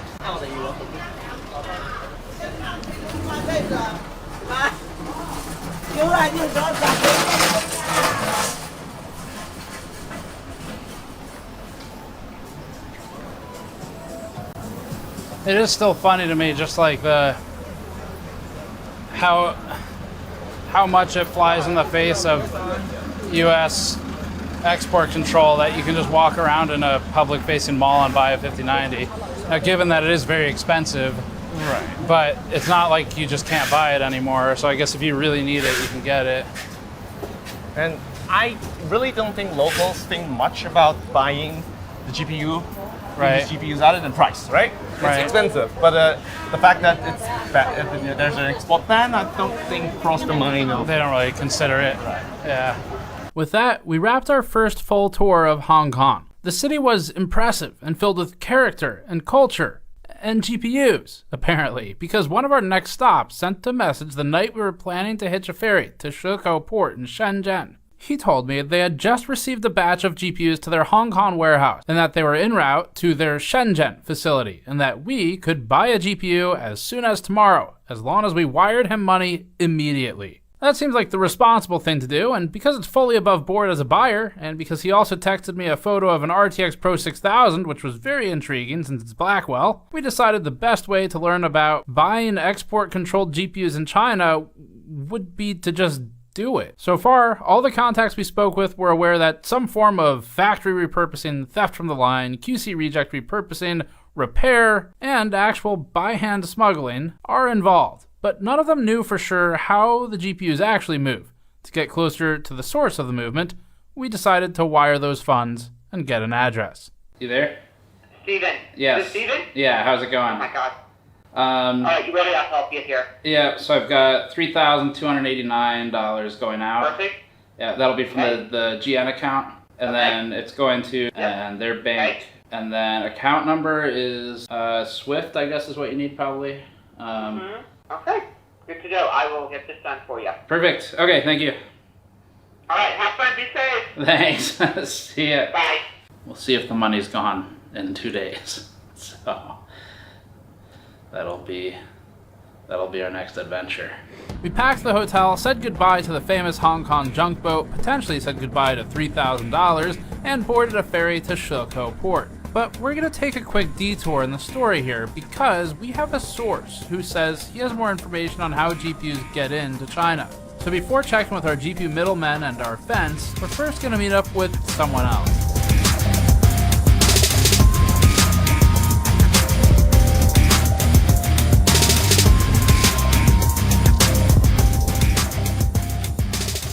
Next up, we took a couple-hour car ride to Huizhou to meet with a guy known as Mr. 5. Huizhou is a city with some serious grit.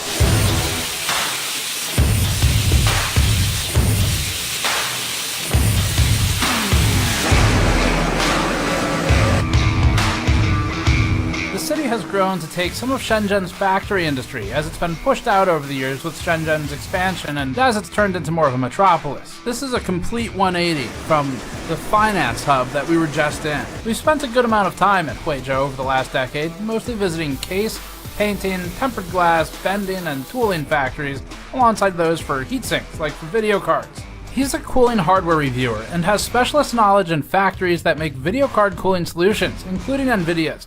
This experience allows him more access to information about the peculiar relationship between the factories making the cards and the companies that, on paper, can't sell them to the country where they're made. We instantly related to Mr. 5 for his own editorial dispute with NVIDIA's review sampling process, where we've both felt that the company seeks to control review direction. His username is 51972 on Bilibili. Even if you can't speak Chinese, you should check it out, because he's got charts, and everyone can read those. Most of this interview is in Chinese, but we've transcribed it in subtitles, and there are English sections as well. The next interviews will be a mix of both languages. Okay, so we are joined by 5. That is his English name. I noticed when we came to China in SEG E-Market, I noticed a lot of 5090s。从我在赛格，深圳的赛格的时候，对，赛格电脑城，对，注意到很多5090，对，所以他们怎么进来中国？哦，怎么来到中国？对，是这样，就是中国本来就是芯片和散热器的制造地，它制造很多5090，这是第一。第二呢，就是虽然中国的大陆是就是国外对中国大陆是禁止销售5090的，但是中国内部并没有禁止5090。然后还有就是中国和深圳和香港很近，他们只有一道海关，很多人他可以从那边，从香港或者是从其他地区、其他国家，比如说美国、日本、新加坡等等地方可以购买，他们可以人肉背回来，就是自己携带回来，这是在中国是不违法的，他们是可以购买的。那当然还有最后一个就是可能会有一些人他为了牟利，他为了赚钱，他会去选择走私的方式，然后通过一些特殊的渠道把这些东西给带回来，是这样子。Do you think most of the banned GPUs come in one at a time? 你觉得大部分的北京的 GPU 他们一个一个来？它有很多形式了，就是我们中国有一个特殊的职业叫做黄牛，它可以每天往返多次，它可以每次都带回来，它也可以去组织人，就是大家一起去香港购买，然后赚差价，可能一张卡它会有500人民币到几千人民币不等的这样的一个差价，然后会通过这种手段去外面去购买带回来。那这种行为，严格意义上来说可能是违法的，但是，总是有操作的空间吧，应该这样解释。然后它可以组织不同的人去从我们深圳到香港，或者是到其他的国家地区，然后购买回来。当然了，这里面还会有一些其他的渠道，比如说，留学生他也有可能也可以带回来的。这个东西其实我们中国国内对5090并不禁止。几个月前，背一张5090从外面背回来的话，可以赚到差不多2000到5000人民币的一个差价，可以赚这么多的钱。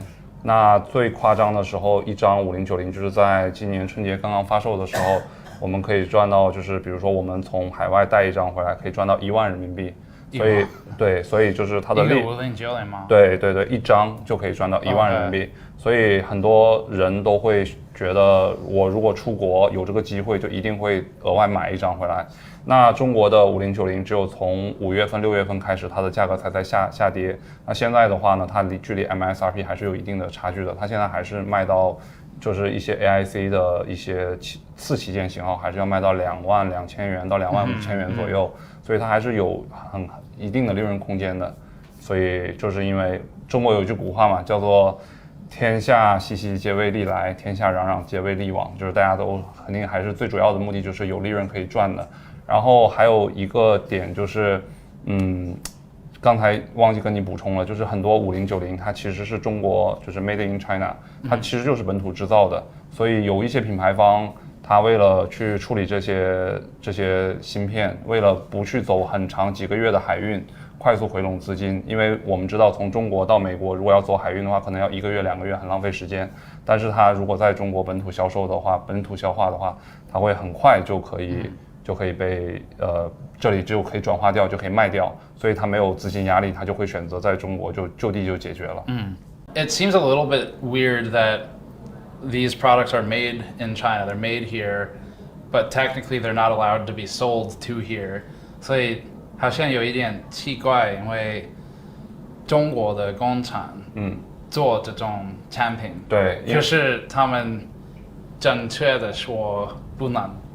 不让卖，对，是的。所以你觉得，这个问题就要涉及到政治了。政治的话，我们不好评价。但是我觉得 ，So essentially, China is the lead manufacturer for thermal solutions, but once you get into politics, it's just something where you don't have much control. Right. And given the entire global political situation, yeah, this is not a surprise anymore. So even though on a logic standpoint it doesn't really make a lot of sense, but it's politics. Do you think NVIDIA knows about this? 你觉得NVIDIA 知道这个？当然知道呀，这个是当然知道的，但是就是它是怎么说呢？睁一只眼闭一只眼。There's like you turn a blind eye. Okay. Yeah, they're just turning a blind eye. 因为它是中国是一个很大的消费市场，太多的钱了。Okay. It's too much money to be made, so they're not going to address it directly or acknowledge it, but they know what's going on. Do you think NVIDIA would want to stop it? 不会。No. 不会。Okay, cool. 最后一个问题是，如果我们的 viewers 要找到你的哔哩哔哩，他们应该去哪里 ？Where should they go to find his channel？ 去找到你的品。哔哩哔哩搜51972就可以了。51972。5。谢谢。This was an interesting conversation. First of all, I learned a new idiom. Secondly, we turned it into a t-shirt. So if you're liking this content so far, please take this brief intermission to head over to store.gamersnexus.net and grab our Blind Eye t-shirt to directly support this content if you like it. Long-form content is hard to do on YouTube, and we can do it because of your support. We try to make some pretty damn cool stuff to get you something useful in return as well. And if you're watching this sometime close to when we publish, we've still got the digital reward tiers available for our backer tiers for this project. We really want to produce more stuff like this, but from our point of view, we need to earn that. If you think we have, head over to store.gamersnexus.net and grab one of our new Blind Eye t-shirts, Black Market sticker packs, GPU VRAM glassware, or even our GPU Shredder t-shirt for the paper launch. Thanks to the intermission, let's get back to it. Up next, Shenzhen. Our first stop will be in Shenzhen Bao'an to meet with a trading company that sits between Hong Kong and Shenzhen warehouses. They're the trading company's trading company, and we're buying an RTX 5090 from them. If they exist, hopefully.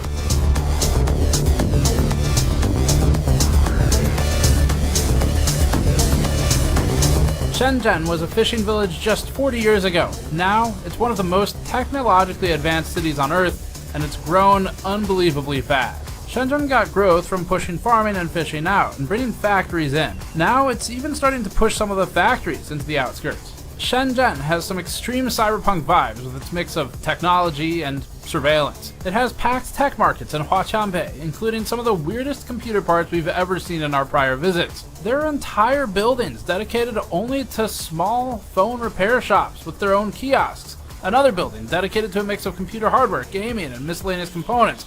More still, for just integrated circuits, literally an entire building where people pretty much only sell things like capacitors and MOSFETs. And all of these places have people who know people. That's their job. Shenzhen's technological rise comes with it an uncomfortable omnipresence of CCTV and facial recognition, which feels more fitting today than ever before, now that we know worldwide government facial recognition is a big user of AI GPUs. We started the day by meeting up with our translator for the next 2 days, Raymond, who's helped us on factory tours for years.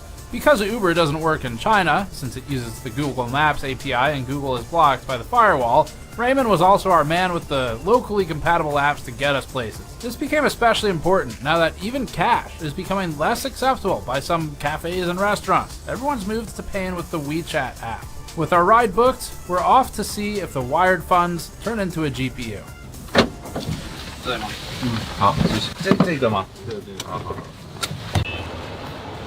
We're gonna go meet our GPU supplier.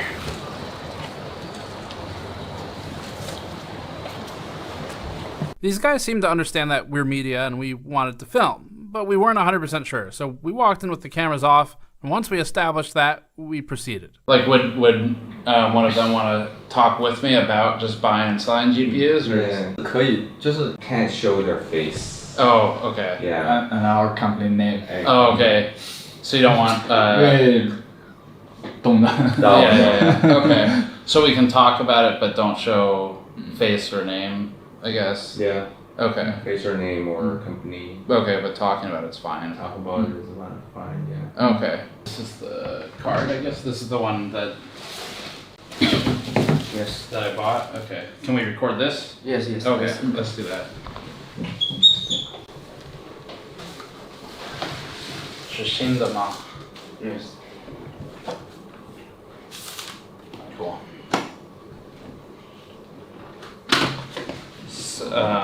From the Hong Kong warehouse. What's the most common GPU your customers buy?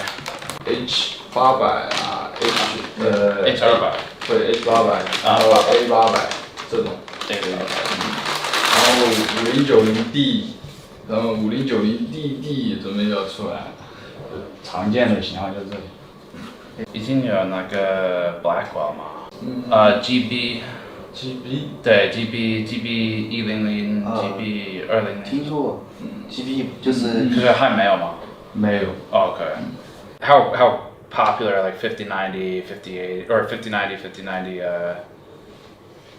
you know, class cards versus the AI H100, H200? 就是那个卖的比较好啊，5090。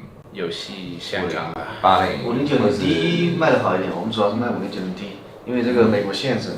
这其实老实讲，5090很少出的。很少出。对。I heard the 5090D is like NVIDIA stopped making it. 听说他们的5090DV2 对吧？对对，然后要再有点奇怪，就要5090D 也不供了，以前是供给我们5090D 嘛，对，现在也准备不供了，然后说要再继续阉割一下，变成5090DD， 对 ，Double D， 我们也觉得很奇怪。You sent me the RTX 6000 6000的，可是在这里还没有对吧？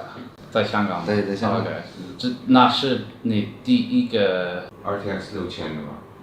不是，那个是在那个香港的这个总代手上，就没在我们的库房。Okay, they have it in the Steam. You basically buy the GPUs from a distributor. You mean the agent? Yeah. Oh, okay. Yeah, everything is really busy. Yeah. RTX 6000，这是我们的视频。96 GPU, right? Yeah, 96. Yeah. What's the price in your country? 大概一样，差不多。哦，差不多。Yeah. 那你们买回去需要交税不 ？Do you need to pay the tax fee for? Yeah. 加上税就是大概$9000。那还是蛮高的。 So I guess is the most common user like AI companies, robotics companies? They don't really sell to end users. It's more like trading companies. 都是贸易商。对，所以我本身就非常好奇，我说，为什么？你们是贸易商吗？是怎么会美国贸易商过来买这个东西 They don't usually get this type of inquiry, like single. Yeah, single. Purchase. We had talked about GPUs for like 40 minutes at this point. I guess they got bored and they started asking us questions, but we'll just include it because it's kind of a fun culture exchange. 你们是从美国哪个地方哪个州过来？听说过北卡州吗？啊，北卡罗纳。知道。北卡没听过。北卡有一个大学。Michael Jordan。对，打篮球的。对，北卡是在东部。对，东部。对。你的中文为什么这么好？因为我喜欢学中文。Does anyone buy AMD AI GPUs or AMD like go high end? 很少 ，AMD 其实老实说 ，AMD 的显卡都很少有 MI 用。二手的以前有出过，但是新的高端的很少。因为没有 CUDA 嘛。对，没有客户喜欢 CUDA 知道吗 ？CUDA C-U-D-A。对，因为 AMD 没有，所以对。Intel 的更少。它有那个新的 B60 B60 Pro。我们都没听说过，没有人要的吗？但它性能怎么样？它两个核心性能怎么样？它的 performance。看情况。中国卖过去了吗？没有那个限制，没有限制，没有。There's no restriction. Correct. Yeah， 没有北京的。但是我没用过。They said that NVIDIA sells them to distributors, I guess, and then they get distributed into here. Okay. Do you think NVIDIA knows about people buying and selling the banned GPUs in China? Like, are they aware of that? Do they try to stop it? 对，就是他是这样，可能就像睁一只眼闭一只眼，他知道是有卖，但是他明面上他会讲不要买。They know, but they're like, yeah, you guys can sell it, but we don't want to know about it. Yeah, we don't want to. Like 睁一只眼闭一只眼。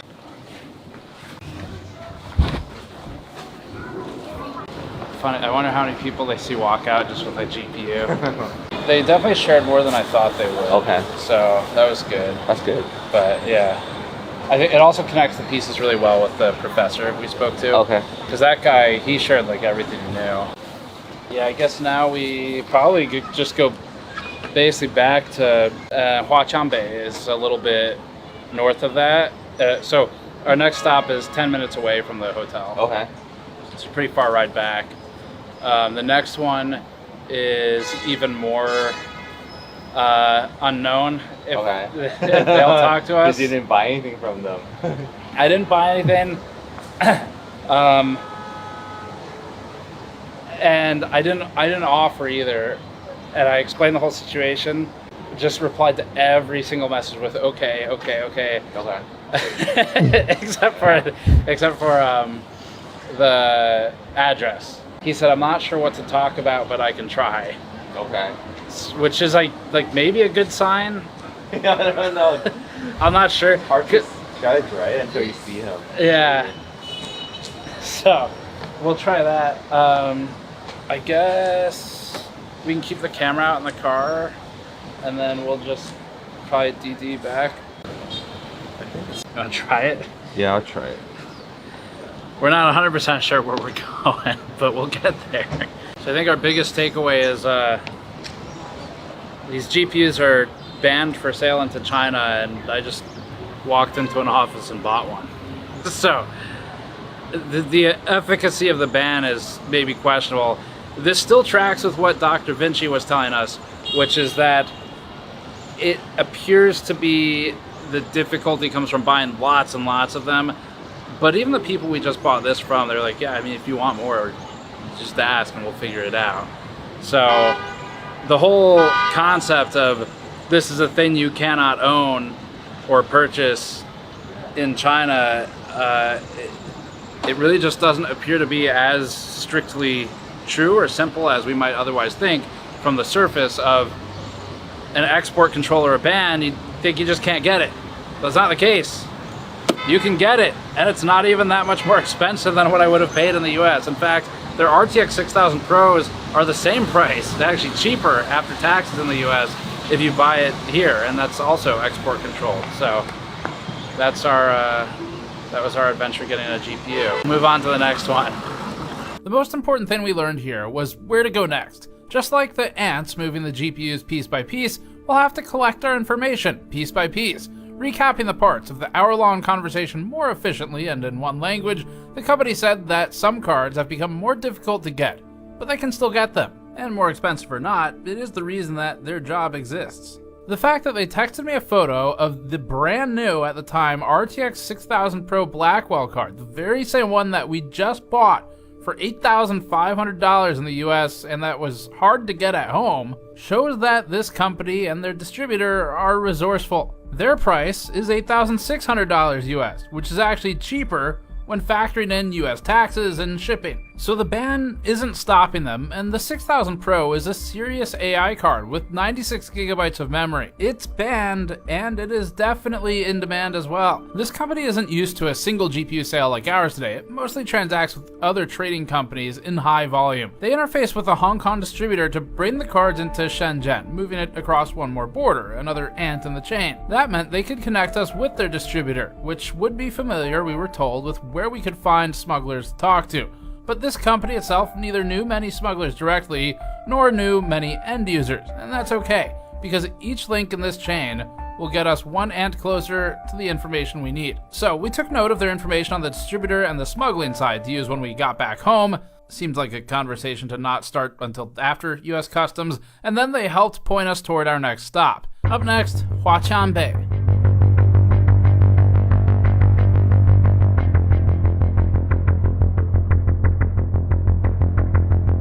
We hopped in a car and drove 40 minutes to meet up with a GPU trader we found in Shenzhen.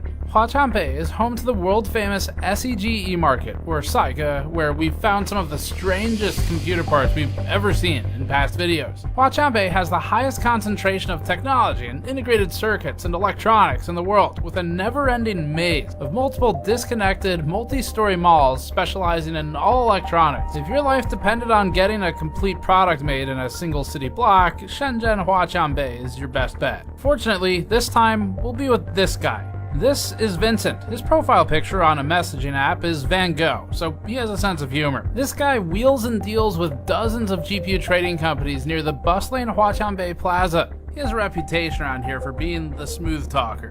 帅哥的什么话？把他拍帅一点啊！去美国打个美国妞。我还没有这勇气做大波浪呢。你做大波浪更好看。哦，显老哎。不显老，你还年轻呢。Our first impression was that this guy knows people, and they already know him. And that's what we need. Vincent generally seems to have an attitude of getting shit done. But before we met him in person, we had some concerns going into this that it would be fruitless, or that no one would even be there to meet us. Alright, so our second location to try and talk about GPUs for this one. No idea how this is going to go. I've been talking with the seller back and forth for a couple weeks, and every single response is 2 letters, okay. And so I don't know what that means. Raymond is going to try and explain the concept. Okay. See what I'm dealing with. Alright, let's go.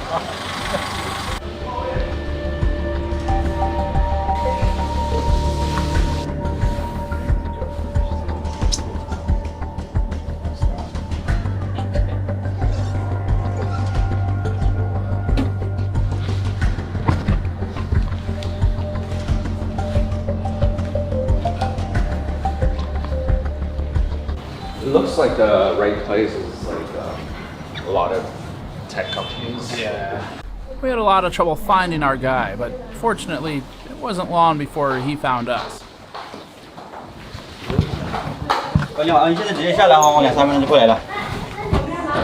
先下。She had 210. Yeah. 哎，你好。你好。你叫什么？陈乐 ，Vincent。Vincent。OK。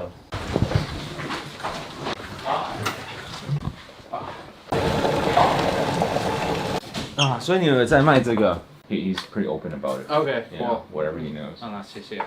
没事，但是你要说英文，我的英文又不标准啊。你会说英文吗？英文说不标准的。没关系啊。不，很一般。在哪里学英文？在。我就跟客户正常就贸易学的那几句，你钱给我，货给你那种啊。Money pay me and give you goods like this. Is it difficult to get the GPUs? 货源基本上市场很多啊，就是赛格就很多了。你这里就很多啊？是赛格，前面赛格市场。哦，赛格市场 ，OK。对。Like there's a lot of stuff inventory. At SCG. So does he like just buy and sell? Is he a trading company? I guess. Yeah, he's a trading company. Trading company. Yeah, 对，贸易公司对。So mostly from SCG. How do the GPUs normally get here? Like what's the process normally for them to actually? Because 因为这个 high-end GPU，high end 怎么说？高规的比较高规，所以高规的 GPU， 现在是美国北京的，对吧？对。所以他们怎么正常进来中国？进来中国正常也是通过香港就进来了。通过什么？香港啊。香港。香港。从香港。台湾也有啊，台湾人也往这边卖啊，一样。所以台湾跟香港，然后他们one by one 一个。他是怎么进来？一个一个这样子，还是一个柜，还是一箱呢？一个啊。一个一个。啊，就是你买一个，你顺便像你这样在香港买，然后带回来也行啊。这样子哦。对，一样啊。这样子够吗？那只能慢慢搬哦，人多，大陆人多吧。Oh, they do it more piece by piece. Yeah. Yeah. 所以如果客人要很多，基本上那就是也只能香港交咯。From Hong Kong. Yeah. Is there any consequence for bringing them in? 就看你什么显卡了。如果是它那种静止的，是不是？是。静止的上基本上国内也没有，这个你只能去通过国外去买，国外的渠道去买。但是说国内的基本上就5090啊这些通用的这些就有嘛。这些就工厂啊，他们都自己出货，那正常在销售的东西就是存在的。而且你说那些高端的什么服务器啊那一类，那你只能去国外买。OK。这国内也没有。Does China care? Does Hong Kong care? 会有一些罚款或是禁止令或是什么？中国政府在乎吗？不在乎。这个本来中国政府是跟中国政府没什么事的，是禁止是美国禁止嘛？是英伟达他们不能再往这边销售而已啊。So like in China, it's not like a real restriction, right? It's more from the U.S. side. Right. Yeah. So 5090是有禁止吗？是有禁止还是没有？我都忘记了。是禁止的。禁止，但是市场上确实是有啊。But yeah, everything he says you can buy from the shops. 等一下，你也可以去帅哥拍一下，就有帅哥就有啊。各自就是每个人个人的渠道我们就不知道了，但正常我们可能就从香港买一点啊，比较近嘛，就这样。Yeah, like he doesn't exactly know where, but like Hong Kong is like the most closest and most common. Yeah. It's easiest to bring it in. What's the normal like order amount? Like how many cards does a company normally buy? 平均买的卡通常是买几张？正常像我们就很小啊，我们可能1-2张而已。1-2张。1 or 2. Oh, wow. Single units. 最常要的是哪个 ？Like 比如说 A。没有，我们这边可能畅销的可能就4090，稍微还可以，其他的就像5090太贵了，没人要。拿到货所有的都是北京的。这些就基本上4090就是比较常见的嘛，像 B100、200这些都没见过的。就是没有H20啊这些都看不到，没见过的。正常就是4090、5090这种就正常，就是这种游戏卡就基本上能看到。就其实它可能就是A100的那个减版，就是有些功能被它减了嘛。是。就是像我们汽车一样，本身你那个就说本田一样，在美国就它卖3.5升，到中国就卖2升嘛。这个道理。排量那个，它这种东西的话是政策问题，所以我们做生意的也没办法去讨论这个政策问题，是吧？他们怎么那些什么原因呢？我们也不清楚，那只能说，对于我们来说就简单，那市场贸易就是有货有什么货可以卖我们就卖什么，不能卖我们也没货。这是你自己的公司吗？对。OK。所以你多久做哪种工作？你做这个工作多久？做这个工作就10来年了吧？听得懂我的不好的中文吗？没事，10来年了吧？18年。10多年。10多年。10多年。OK。你应该就是好喝。它简单，北卡我知道，好像是北卡有个大学很出名，出很多球星是吧？是啊，你看篮球。Michael Jordan。北卡好像。Does he need to make any trips to SEG to buy stuff that we could potentially go with him for? You know what I mean? Like if he has any need to go to Saigo to buy stuff, would he be interested in us following him to accompany him? Yeah. If you could find a soft way to present that, I guess. 可以啊，可以啊，你走为什么？我们带你市场逛逛，这个很简单。Okay. Okay, I guess if we see like some of his favorite spots or spots he thinks are the most interesting. Yeah. Yeah. Okay, cool. Yeah, that would be cool. Okay. 可以啊，感谢。那我们过去啊。Is it walking distance, do you know? Yeah. Oh, is it really?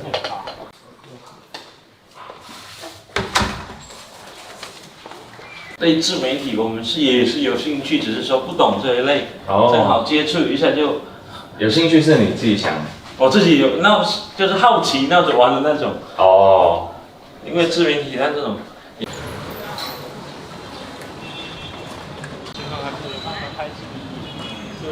Vincent led us over to various large wholesale and consumer retail markets. His office is about 10 minutes away from SEG E-Market, which is his daily haunt. There's one peculiar detail in all of this. Vincent has customers both in and outside of China, but his foreign customer base is relatively high. He mostly deals in RTX 4090s, which seems to be a trend, as you'll see with our smuggler contact at the end of this.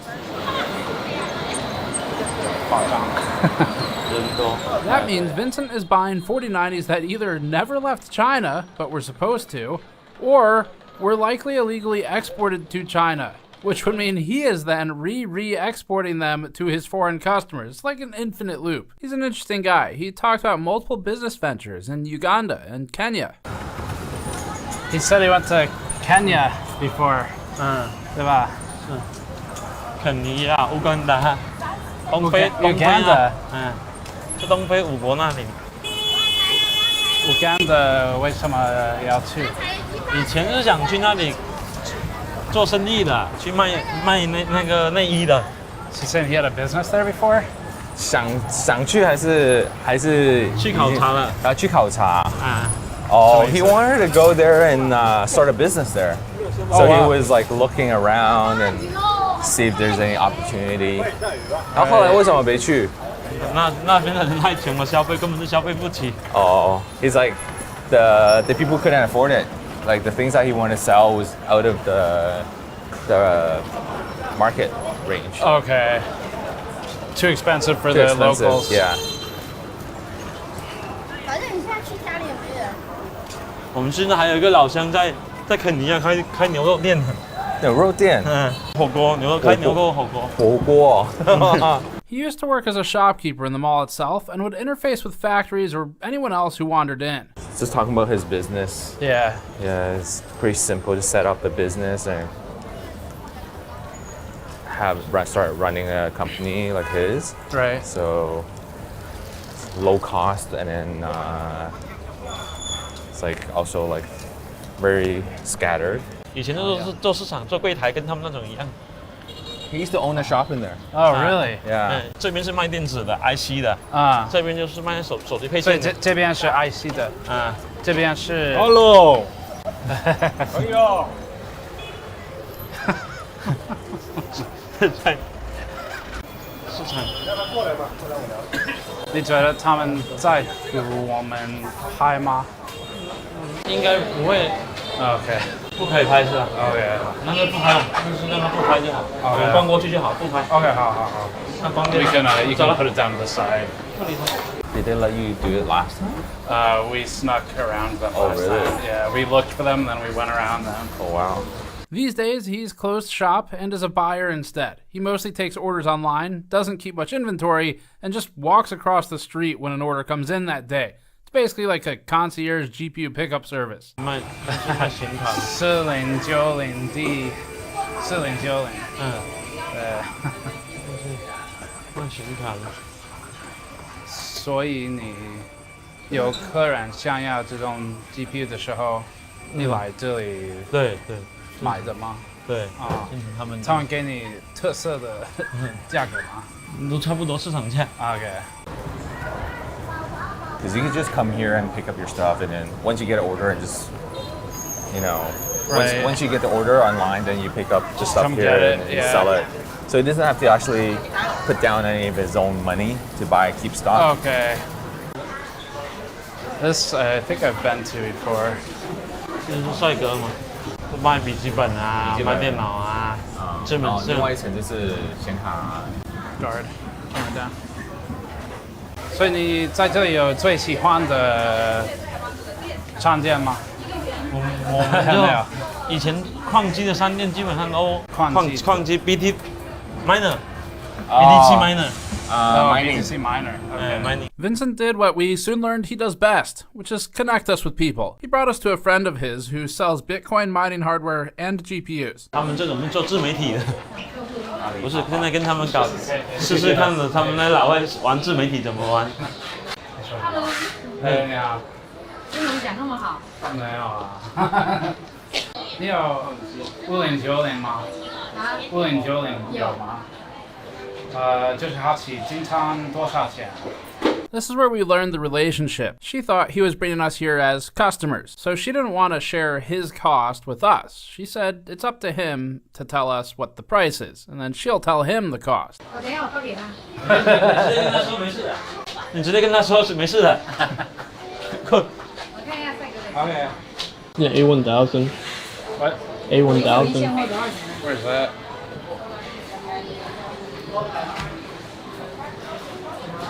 Right here. Hello，微星19800。19800。微星的。19,800. That's not bad, honestly. Like that's pretty close to U.S. pricing. 2,600. The average price for a 5090 right now in the U.S. is $3,054. It's actually like cheaper than average. But That's what the other guy was saying, right? Like the prices is like so similar. 谢谢。所以跟老外搞一下自媒体，看能不能宣传一下，帮你宣传一下，把美女拍漂亮一点。国外的是吗？啊，拍漂亮一点。帅哥的什么花？上件叫什么名字？我看不懂中文字。音创。YC miner。BTC 的 miner。OK。中文讲的挺好的。他们也有做矿机吗？他们是做自媒体的。Like with other interviews, we learned that people rarely want AMD and basically nobody wants Intel. 王鑫，什么显卡最好卖呀？ 5060吧。 AMD 呢？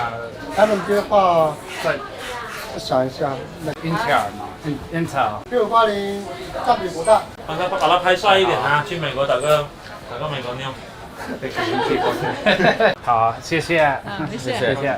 Is she one of his suppliers? Do you know? She's like he does what he does. They're very similar. Oh, okay. Yeah. He knows her, I guess. Yeah. Okay. Because he started off as like doing mining machines, so she's still doing it.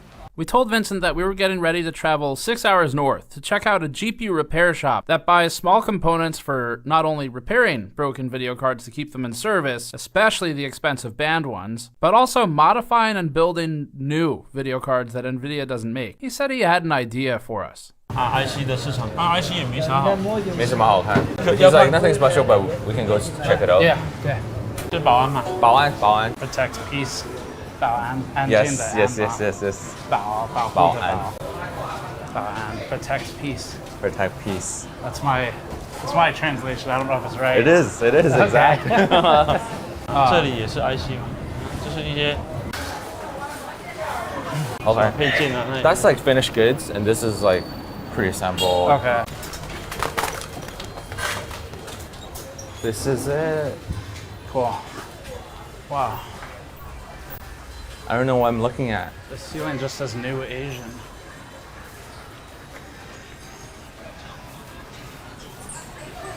I don't think I've ever been in here before. This is cool. Yeah? Yeah. MLCCs, capacitors.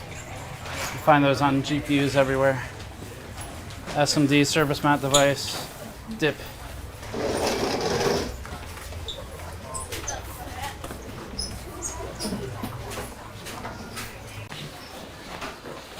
Wow. 准备回捞一个버전呢，好像拍宣传片而已。是做没事的。你是他的客人吗？我堂弟。你好，你在这里卖什么？做这个IC 吗？IC 哪种？大部分都有。OK， cool。啊，你中文说的这么好。哎呀，谢谢。在这里工作多久了？在这里？对，在这里有10多年了。Okay, cool. 在这个地方。So he's their relatives? Yeah. Okay, cool.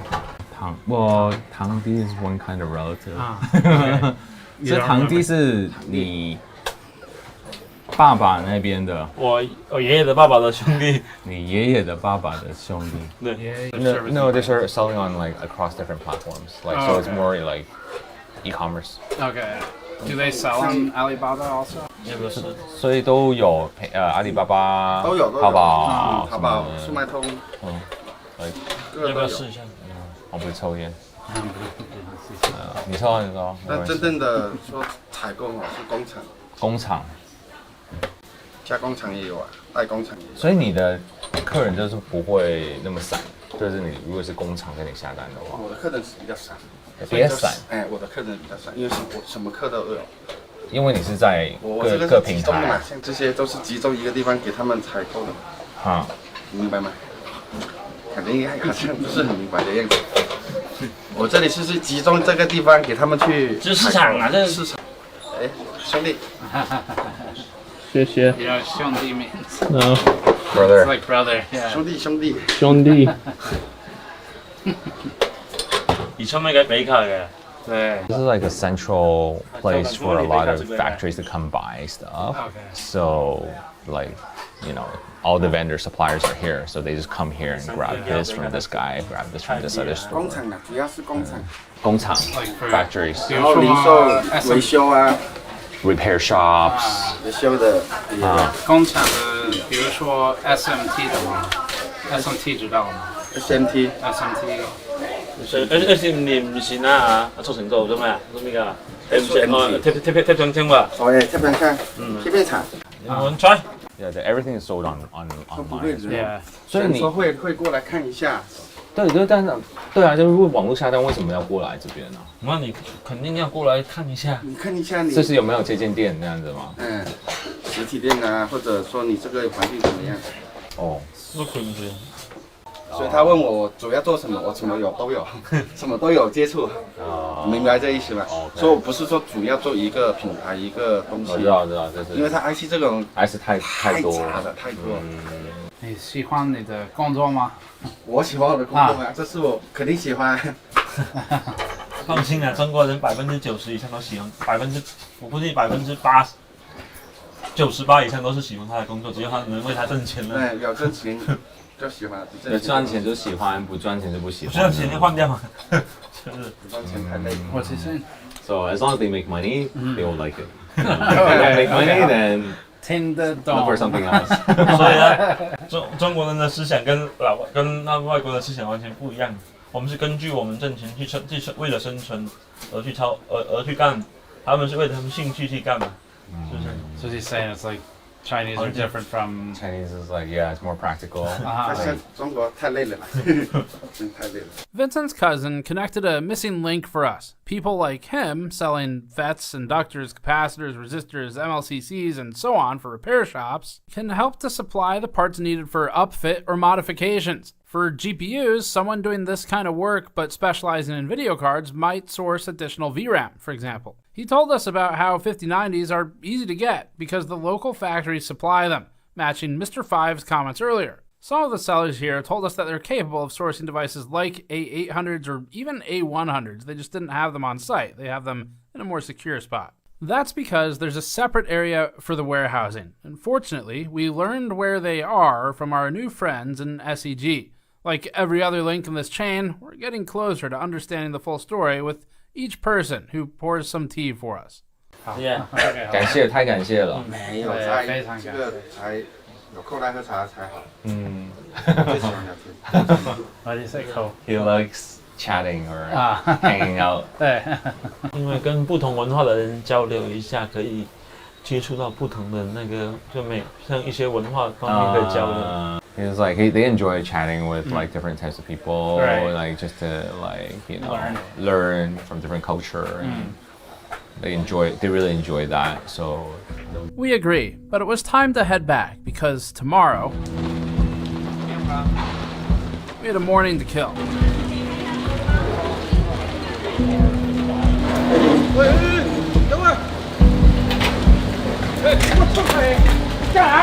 We wanted to find those warehouses to figure out how many GPUs there are. This seems like the right area. You can like breathe hot air on it and it'll help equalize it.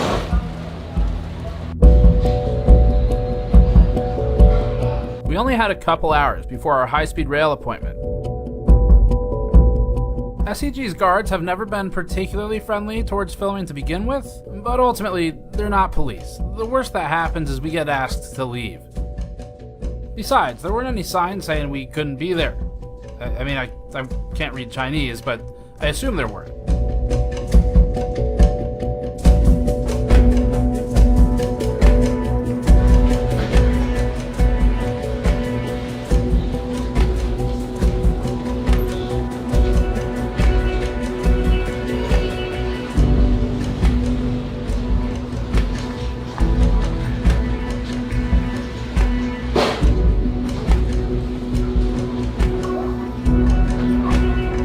Freight elevator looks promising for the warehouses. Yeah.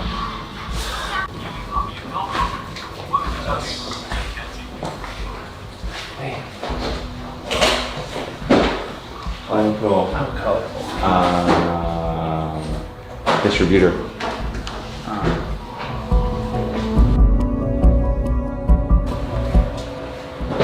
What you were thinking? I was thinking of like like the seats, racks and racks, like Costco. I was imagining that. I think we got our GPUs to the left and these cartons. If they don't have it, they come here and they buy it from these warehouses which are on the upper floors in the building. They just have a carton. There's like probably a dozen tall and about the same deep cartons where each one should have 5 or 6 cards in it. And then all those feed into Saiga and they get distributed to the Alibaba sellers like Vincent and then get sent out from there. So it's a lot of GPUs. Not all of them are banned, but I did see a couple 5090s. So. motherboard. Yeah, motherboard. Yeah, I just didn't expect this. It was this like kind of secretive. Yeah. A little bit more mysterious. No lights. No. The perspective is amusing. From the perspective of the United States, this floor is filled with highly illegal items. They didn't have export licenses. From the perspective of people working here, this is just their job. It's not shady. It's not some subterranean refuge of firearms. It's just a poorly lit warehouse, like any number of other warehouses around the world. But the perspective of the American government here would be different from people working here. They just want to sell these things and go home. On the other hand, from the perspective of the people working here, we're the shady ones. Walking around filming and specifically trying to not draw attention is not normal. We're just noticing how nobody cares that we're here. Nobody gives a shit. And that is called foreshadowing. It's all individual companies, all these doors are different warehouses. Should we go up to floor 6? 6? So what you got? The feebleness electricity well. No idea. There's a couple GPU cartons in there too.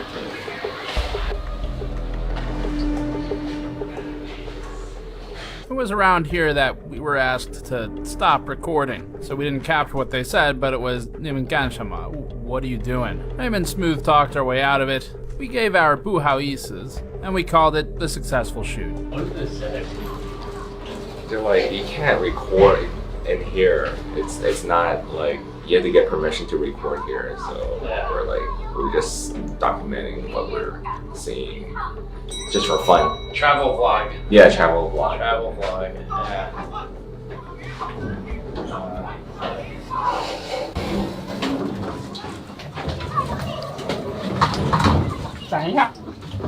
对。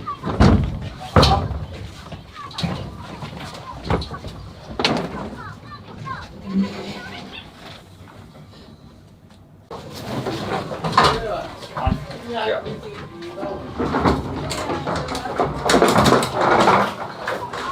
Raymond, we got kicked out. Yes, we did. You did your best to smooth talk them. Yeah, we just told them that we're just documenting the vlog and walking around. Yeah, they didn't really care. Like, they just kind of wanted to make sure that, you know, nothing crazy was going on. Because they didn't like escort us out. They just walked away. No, they were like, oh yeah, okay, no worries, and then they walked away. Yeah. Yeah, they were nice about it. They knew we weren't really doing anything. We've learned a lot about the GPUs, and now we're back out into Shenzhen outside of Saiga Market, a couple other places. So next up, we're going to go to Zhengzhou and meet with a repair shop who builds custom 48 gigabyte GPUs. So we'll do that next. Up next, Zhengzhou.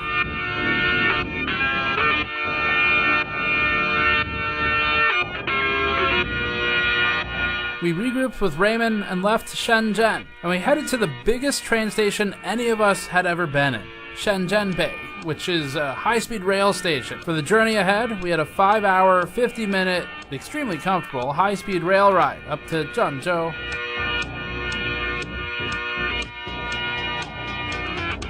The train goes several hundred kilometers per hour, which is good because we had to travel somewhere around 1,700 kilometers to get to where we were going. This ended up taking about the same time as a flight would have taken with all the airports factored in. But the reason we were doing this day trip was to visit Zhang Ge's repair shop, or Brother John's repair shop. He is famous for repair on Bilibili. His independent repair shop has some Rossmann-like vibes in some ways. He's got video cards all over the place, spare parts everywhere. He saves everything that he can salvage and then rips the good components off of the boards to reuse them for other ones. But Zhang Ge is an interesting guy in this chain because he's not directly part of the GPU black market. What he does is fix video cards. He does that for consumers and for companies. Sometimes that means people want him to modify video cards to double the VRAM, for example. That's where it starts getting into the territory that's interesting for our movie today. So we're in Zhengzhou. It's about 6 a.m., scorching hot. It's about 30 degrees Celsius already.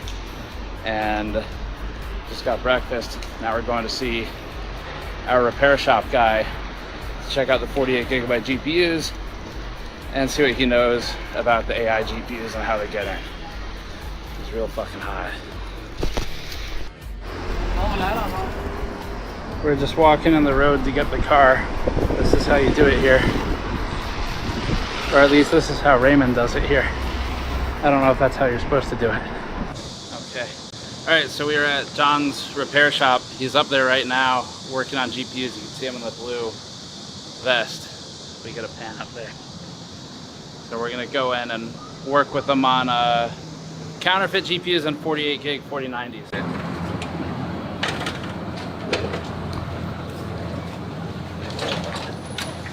Hey, 你好。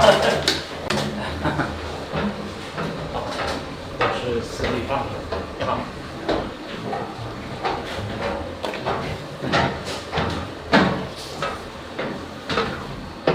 这是太难。啊，你好，你好。这是 Raymond。你好，你好。翻译的。好。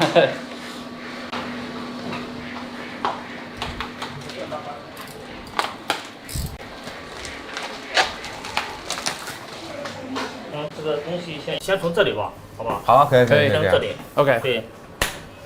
OK， 好。我们这边是测试的平台啊，就是说客人修好的显卡全部要在这里压力测试2天到3天左右。啊，你们一天多少显卡测试？一天我们大概最少要50张吧，50张最少。50。对对对。OK， 这么多。对，像这种4090啊，像这种5090啊，是吧？这都是在排队测试的。像这种公版的5090，它不是很常见，在我们国内可能卖的并不是很多。Need help with that. Okay, so 所以会常见，这个5090会常见吗？很常见，但是坏的并不是很多。FE 的嘛。FE。嗯，对，坏的并不是很多。Okay, so there's in a way there's some 5090s, but then because there's not that many, then there's not that many to repair. Okay, got it. Cool. 像这里下面这都是要测试的显卡，就是我们修好以后的。所以大部分的都是 NVIDIA 的吗？NVIDIA 吗？大部分是，但是有 AMD 的还有。OK。都有，一般都是69、68、79， OK， 还有6700，对，旧的显卡。OK。对，都是已经大部分都过保了嘛。啊，so the older cards. Yeah, just like past warranty AMD cards. Yeah. Intel 吗？Intel 的显卡是吧？Intel 的显卡的。Intel 显卡没有啊？没有。OK。本来就少，所以说你无法维修。Okay, so even if there's not many like the Intel cards, and then if they want to repair it, they're unable to repair because they don't have the information or the experience in dealing with that. Okay, so there's not really any info for the Intel ones. Not any okay. info, yeah. Nice. These are all finished, repaired, ready to go. Yeah. So they have all this here, and they're gonna weigh it, wow, and then have everything packed and ready to go. Cool. Are most of the cards that come in local to Zhengzhou, or are they from like all over China? 从不同城市会寄过来，然后对，全国各地。全国各地。对对对。他们怎么知道你啊？他怎么认识你来，然后寄过来？我是做互联网的嘛，做互联网的，平常像你们一样拍一些视频，他们通过视频了解到的。然后是透过视频了解到。对对对。Okay, yeah, through like his channel. Through Bilibili, yeah, I guess. Bilibili. Cool, very cool. 这边的就是维修台，我们的师傅。OK。进行维修。像这里电脑都准备好，测试修好的显卡。然后。This is cool. This is a schematic, I guess. 对对。有可能只坏一个电阻，可能耗你几天的时间。Oh really? Yeah, if it's like short circuit or it's like missing circuit. Are these? It takes them a while. Is it hard to find the schematics, the drawings, I guess you'd say, but. Oh, yeah, for okay. older models, like for the newest ones, and it's usually takes a while to. 4E2. Is that what it is? Yeah, schematic. Okay. Do they ever do GPU swap? 比如说 GPU 坏的，拆掉。对，可以。再找个好的装上去。在另外一个卡。放的。可以的。听得到吗 ？OK。比这个简单多了，这个。Really? That's the easy part. Oh, really? Okay. It's a lot easier than doing this. Okay, so this is actually one of their main fixes. Swapping the GPU. GPU. Cool. That's what happens Okay, cool. after a long time usage. Ah. Right, like so that's one Yeah. of the things that they have to Very cool. face. We spent another 2 hours touring Zhangge's shop. It's pretty amazing. We actually have a full separate video that we're gonna put together and publish. It's gonna take me forever to translate it. And we'll do that because we hit our stretch goals on the fundraiser for this movie, where we said we'll post a full separate breakout video just of his shop because it's so damn cool. But the real reason we're here for this specific topic today is to see how these cards are modified. Because if there's an export ban on GPUs going to China, then it becomes critical for China to be more self-sufficient on keeping those GPUs that they do manage to get in service. Most of the repairs are more typical things you'd expect of soldering. There's board heaters, soldering irons, surface mount components gathered from suppliers nearby, similar to the one that we saw in Shenzhen, and a lot of test stations. But one thing that's unique to China, and especially to this shop, is the ability to take an existing model video card and completely modify the SKU into something that NVIDIA doesn't even make. NVIDIA is intentionally restrictive with how much RAM it puts on cards. Part of that is to upsell people to more expensive model. Actually, that's pretty much all of it. That's basically why they do it. But at shops like this one, they double the VRAM on some of the cards that come through. It's a fully custom SKU. So we wanted to see if he had one lying around that he could show us, and he did one better than that. 你在这里有48 GB 的4090吗？我们可以现做。 They can make one right now. Okay. 对，我们可以现做的。Okay. Did you want me to make one? If he feels like it, if it's not too inconvenient. 所以真的可以现做吗？可以啊。可以啊。4090 48G 的，就是从24G 就是转变成48G 的过程。 我可以展示给你们。He could do the from 24 to 48 gig. That'd be cool to see. Right now. Yeah. Yeah. 很简单的。可以啊，可以啊。可以吧？可以，感谢。来前进。 So I think we're gonna make a 48 gigabyte 4090 right now. I think that's what's happening.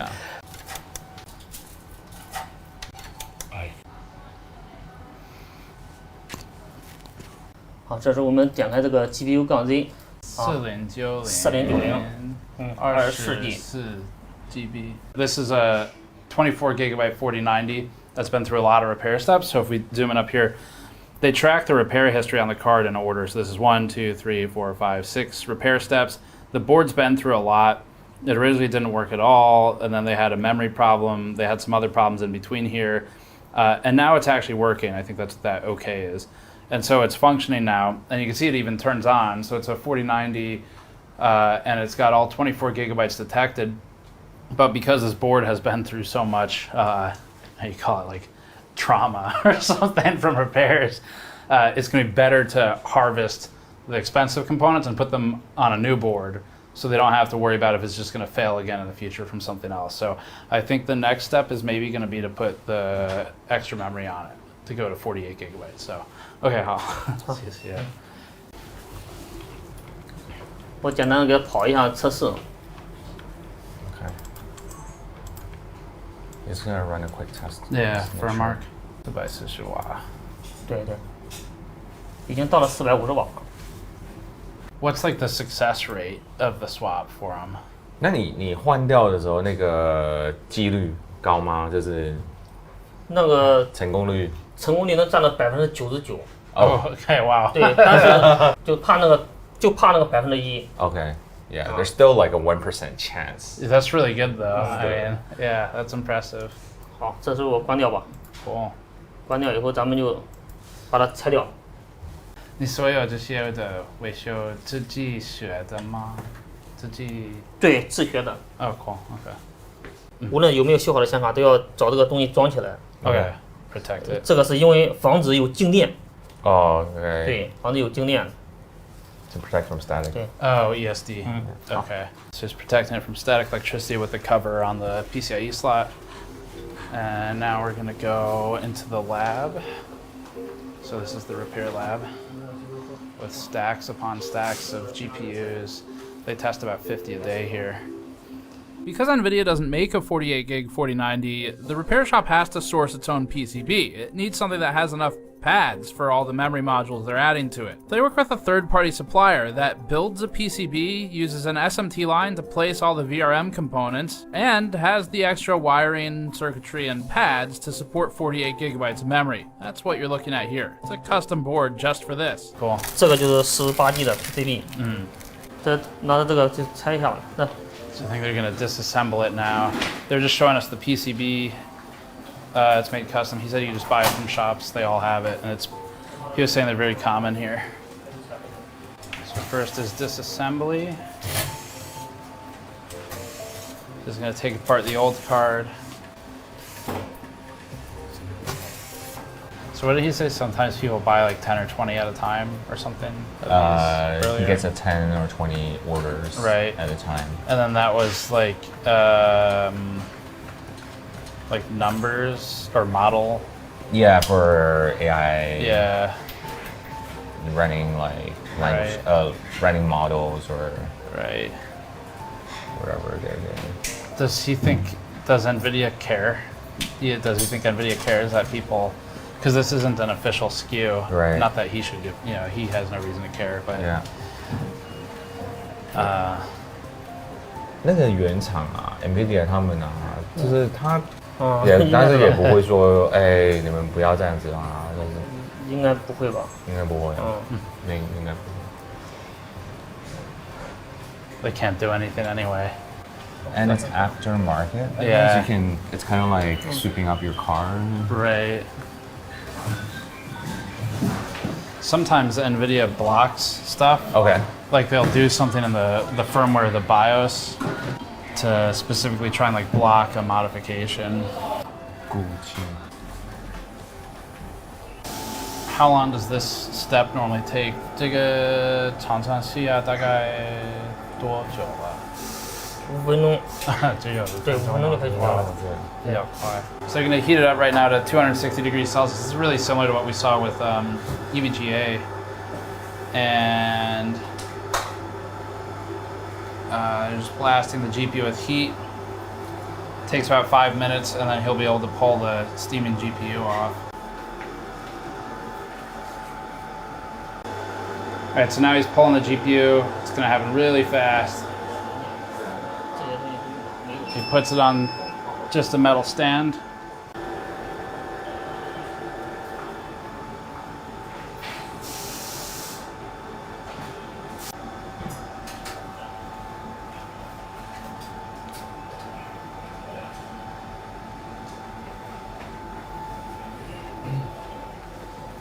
So 咱们去取这些显存的时候都要用到了。So memory. So now they're using a board heater. You can see that there's a temperature reading on the front, currently at 133 Celsius. It's going to heat the board, and then he's going to use the hot air station, which is up and right underneath a benchtop power supply. So that hot air station will be used to heat pinpointed memory modules and remove them without risking damage to other components on the board. And so this is what Louis Rossmann was talking about in our video about tariffs previously, the thing he sells, similar. So they keep the original memory modules, so he's going to pull these and keep them. And then they also have new modules they bought, sounds like just from Taobao basically, it's a retailer here. And they're going to add those to the board. So they can double the memory capacity.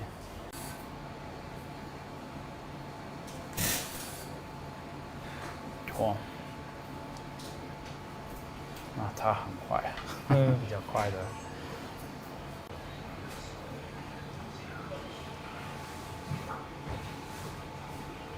Wow. So the board heater's at 320 degrees, and the hot air station's at 396 degrees Celsius. 好了，这第一道工序就完成了。完成。接下来我们就把这显存核心给重做一下，放新的球。This part is done. Okay. So right now they have this template for the solder balls. So this guy is currently, he's cleaning it, looks like with mostly rubbing alcohol. That's a cool dispenser. So he's wipes it down. He's gonna pour solder balls into the template, and then use that to position it on top of the memory modules. They do 8 at a time, and that'll allow them to bake the new solder balls onto the memory modules, which they can then attach to the PCB. So you can see it's actually sized for the memory modules. Looks like now he's already applied flux, and he's just wetting the solder balls.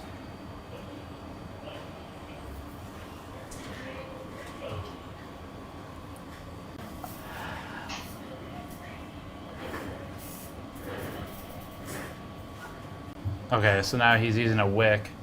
So this is a solder wick. It's just a piece of copper that basically pulls off the excess solder, so he's running that over the surface. What do 48 gigabyte cards normally cost? Like, what do they normally sell for? 如果是48 GB 的卡，通常卖多少？这样子？应该是2万多人民币。2万多。2万多人民币。20,000 plus. 2,800 US. That's not bad actually.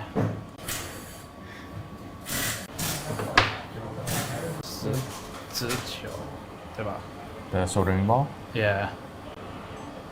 刚刚那个叫什么？那个什么球？这是细球。细球。细球。对，它这个其实也叫漏网，就把它球漏到刚才咱们拖的那个上面。Okay. So it's kind of like what we call it. It's kind of have everything kind of filtered through. Right. 现在还是有一点温度吗？还是后面才加？后面再加热，你看它没有？ Okay. 后面还没有通电呢。Okay. So they're gonna add the heat now, right? That's what he said. 现在这个就是加热了。对，这个加热。是要多少温度？温度是多少？温度的话，一般调个100多度，不能太高。Okay. 对。Oh, okay. Because he needs to do another one, right? Yeah, he's gonna do another one. Okay. Because he could only do 8 at a time based right. on his okay. tool. Yeah.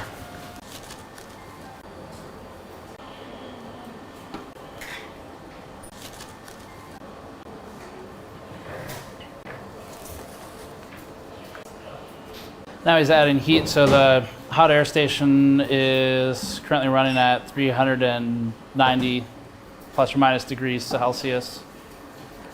He's directly applying heat to the surface, to where the solder balls are, and then he's got the memory modules themselves heated from underneath by a hot plate. So the hot plate's plugged in, that's running at 195 degrees Celsius, and now he's just holding it down while he presses it into the hot plate.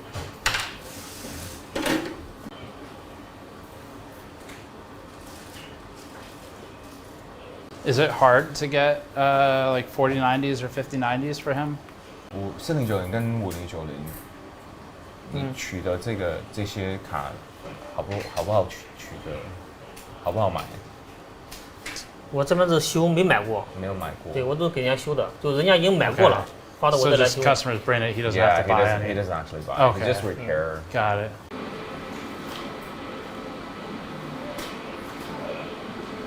It's just so crazy to me how like there's a couple shops in the US that can do repairs, but they don't really do like this level of repair. Okay. But I don't know of a single shop in the US that does like the memory modding. 因为在美国顶多就是可能电源坏掉啊，或者一些插头。Yeah, because labor cost is a huge issue, right? For the US, for him, it's like it's worth it. For the customers, it's worth it. Yeah. Yeah, because it doesn't like the labor cost or the service cost is not as high. 所以它需要不确定镀焊剂吗？这个啊，镀焊剂是吧？上面这不是吗？这就是。Oh, OK. 镀焊膏。无条件。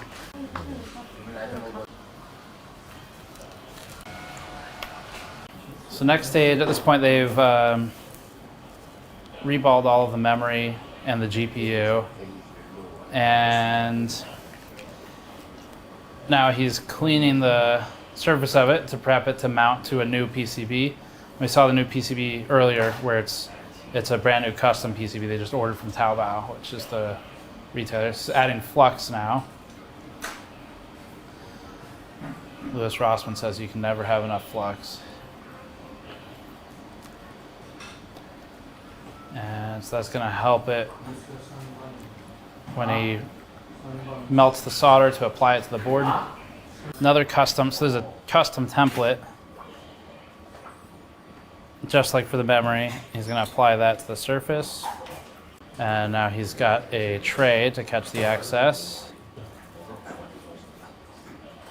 And he's going to just, yes, basically like sifting for gold or something in sand. So he's sifting it. Wipe off the extra. And then carefully remove the template while leaving them all in place. And they should be held in place by the flux. So this is a jig to hold the GPU in place. I guess the question is that to protect the GPU from the heat? 日板中间那一片那个铁的那个板子啊，是用来保护那个核心的是。对对，要不然的话，晶体都挨着那个。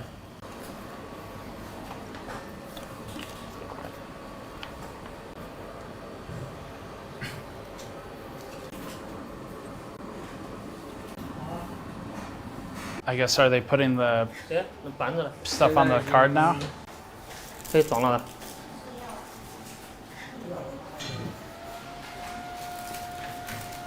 This is a new one.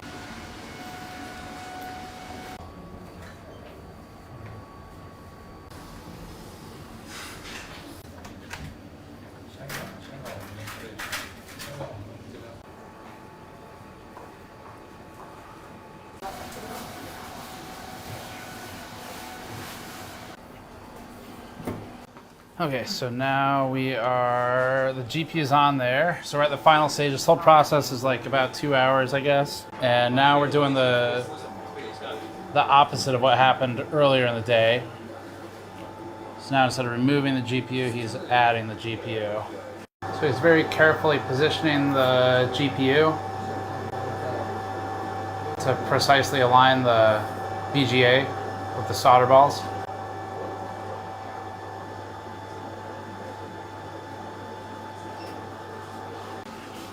And now he's left the room, so I guess Tannen's going to take over from here. Interesting. So it looks like he's starting to reach steady state on the temperature, a couple hundred degrees. Ton of bubbling going on at the edges, but they're just baking the GPU back on. So at this point in the process, the PCB has been swapped. The PCB already had all of the VRM components and the I/O populated, 12-volt high power. And now they've added new memory to the front and the back. One's got reused memory, one's got brand new. And then the GPU has been pulled and swapped and is now being remounted. They're telling us that this is a 99% chance success.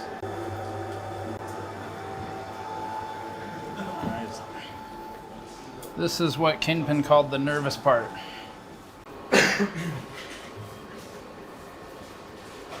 Okay, so he's gonna cool it off with the fan.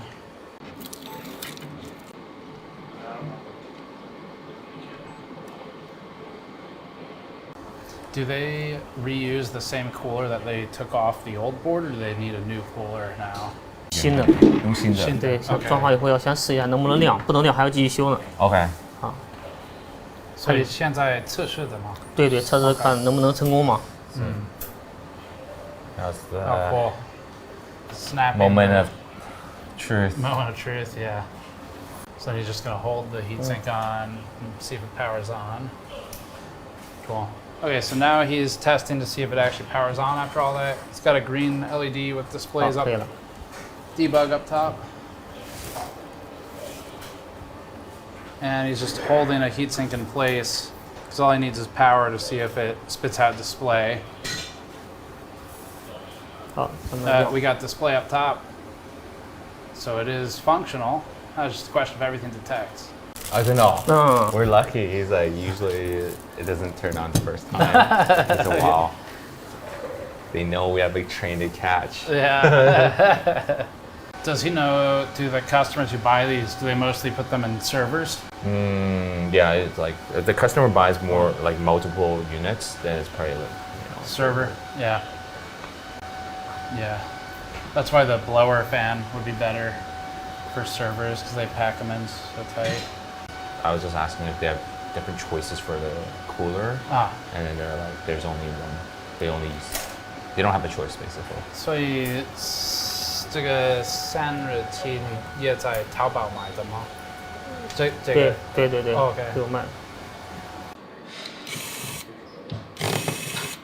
So next step, one of the last steps in the process, since it booted and worked now, they are pulling the protective film from the thermal pads. There's a PTM, or actually that might be a paste actually, pre-applied.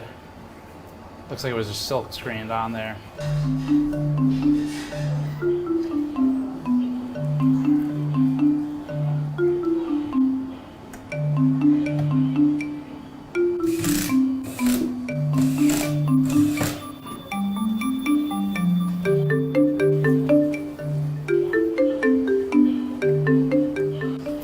Looks like it works. So within 2 hours, start to finish, we have a working 4090 48GB. At the beginning of this process, the card was working, but it had been through so many repairs that it was very likely it'd break again at some point from something they couldn't really predict. First of all, from a waste standpoint, it's just way better to figure out a way to save that card because the PCB is kind of the least valuable thing in all of that, and is also the least precious of the resources. Being able to save the silicon that's in the memory and in the actual GPU itself, that has a lot of value, but especially has value in China, where they just don't have as much supply. Even though the supply looks pretty damn good from what we saw, it's still intentionally restricted. So purely from the perspective of the people living there, not only is this better than what NVIDIA shipped to begin with, and really not that far off in price when it was at its most scalped, it's also just a good way to kind of keep the silicon in circulation even as things like MOSFETs, capacitors, or PCBs die. The silicon tends to be pretty resilient, and it doesn't really die that often on GPUs. So what this tells us is that this is maybe an alternative method to getting more GPUs into supply. If they take the broken boards and then put functional silicon back into circulation, it's a certain level of ingenuity, and there aren't many places that are set up to handle it. Brother John's shop is impressive. We're excited for the whole separate video on that. After finishing at the repair shop, we rushed over to the high-speed rail, spent 6 hours traveling back to Shenzhen Bay, adding another 1,000 miles or so to our travel log here, and then we took a car over to visit this guy. He calls himself the Chinese Eminem. Eminem in China. We're so mean! This is Joe. He works as a creative director of product at the video card manufacturer Yeston, most famous for their waifu video cards. You know the ones. Yeah. I'm his father. She's father. She's father. Yes, you're she's father.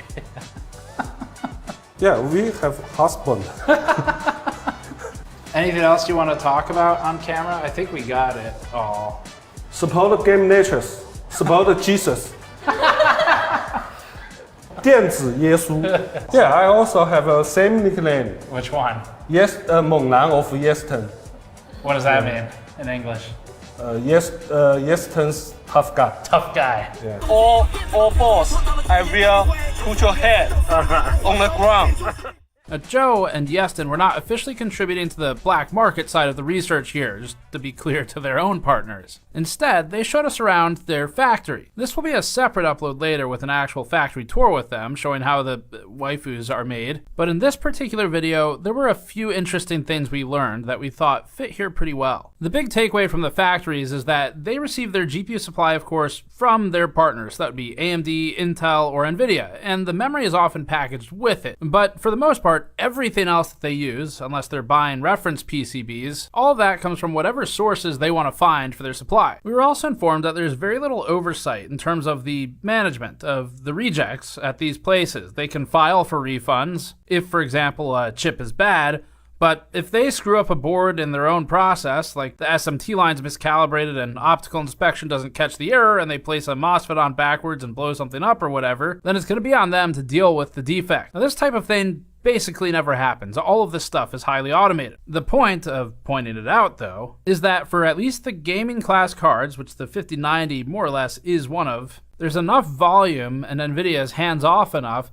that it would be pretty easy to make these disappear. The biggest reason for this is that there are partners for the 5090s. It's not like a card that only NVIDIA makes, such as the RTX Pro 6000 and the Blackwell edition. And since there are partners, NVIDIA is only tracking when they sell them the GPUs. They don't necessarily keep tabs on where those get distributed once they're done being manufactured. So for this reason, if a factory wants to just sell it domestically in China, and they think they can get away with it without being added to the entity list, which it's very likely would kill their business with NVIDIA, then they can go ahead and sell them domestically. That might be how some of these trading companies get a hold of them. It's an easier way to make them disappear than through channels that are more publicly visible from NVIDIA and government. Now, Yeston doesn't make 5090s, but the processes they taught us about illustrate how that could happen. As for the server-grade solutions, there are manufacturers for those that are pretty tightly controlled. Basically, the silicon is made in Taiwan. It's shipped to wherever it's going to be assembled. Almost all of the other components are sourced in China, and as a result, it's easiest to keep the whole supply chain there, including the assembly. And the assembly involves the same stuff you're seeing for the lower end cards and the AMD solutions we're looking at from Yeston in this factory line. They use surface mount technology, or SMT lines, with conveyored inflow of PCBs, reels upon reels of components that are placed smallest to largest, with the most valuable typically at the very end, that'd be the GPU, and then manual placement for heatsinks. There is often manual assembly even for NVIDIA's high-end stuff. Although we can't show you that here, we have seen it being made. That's in different factories. And at the end of the process, it's possible they find a defect. Again, Dr. Vinci Chow had one where he has a broken link on his board. There's a good chance that stayed in China and never left. If it was reported as a defect to NVIDIA, then it may have effectively just been written off and considered trash. But after seeing how a highly skilled group like Brother John's repair shop a second ago can just repurpose all those components that are still good, you could see how there would be value in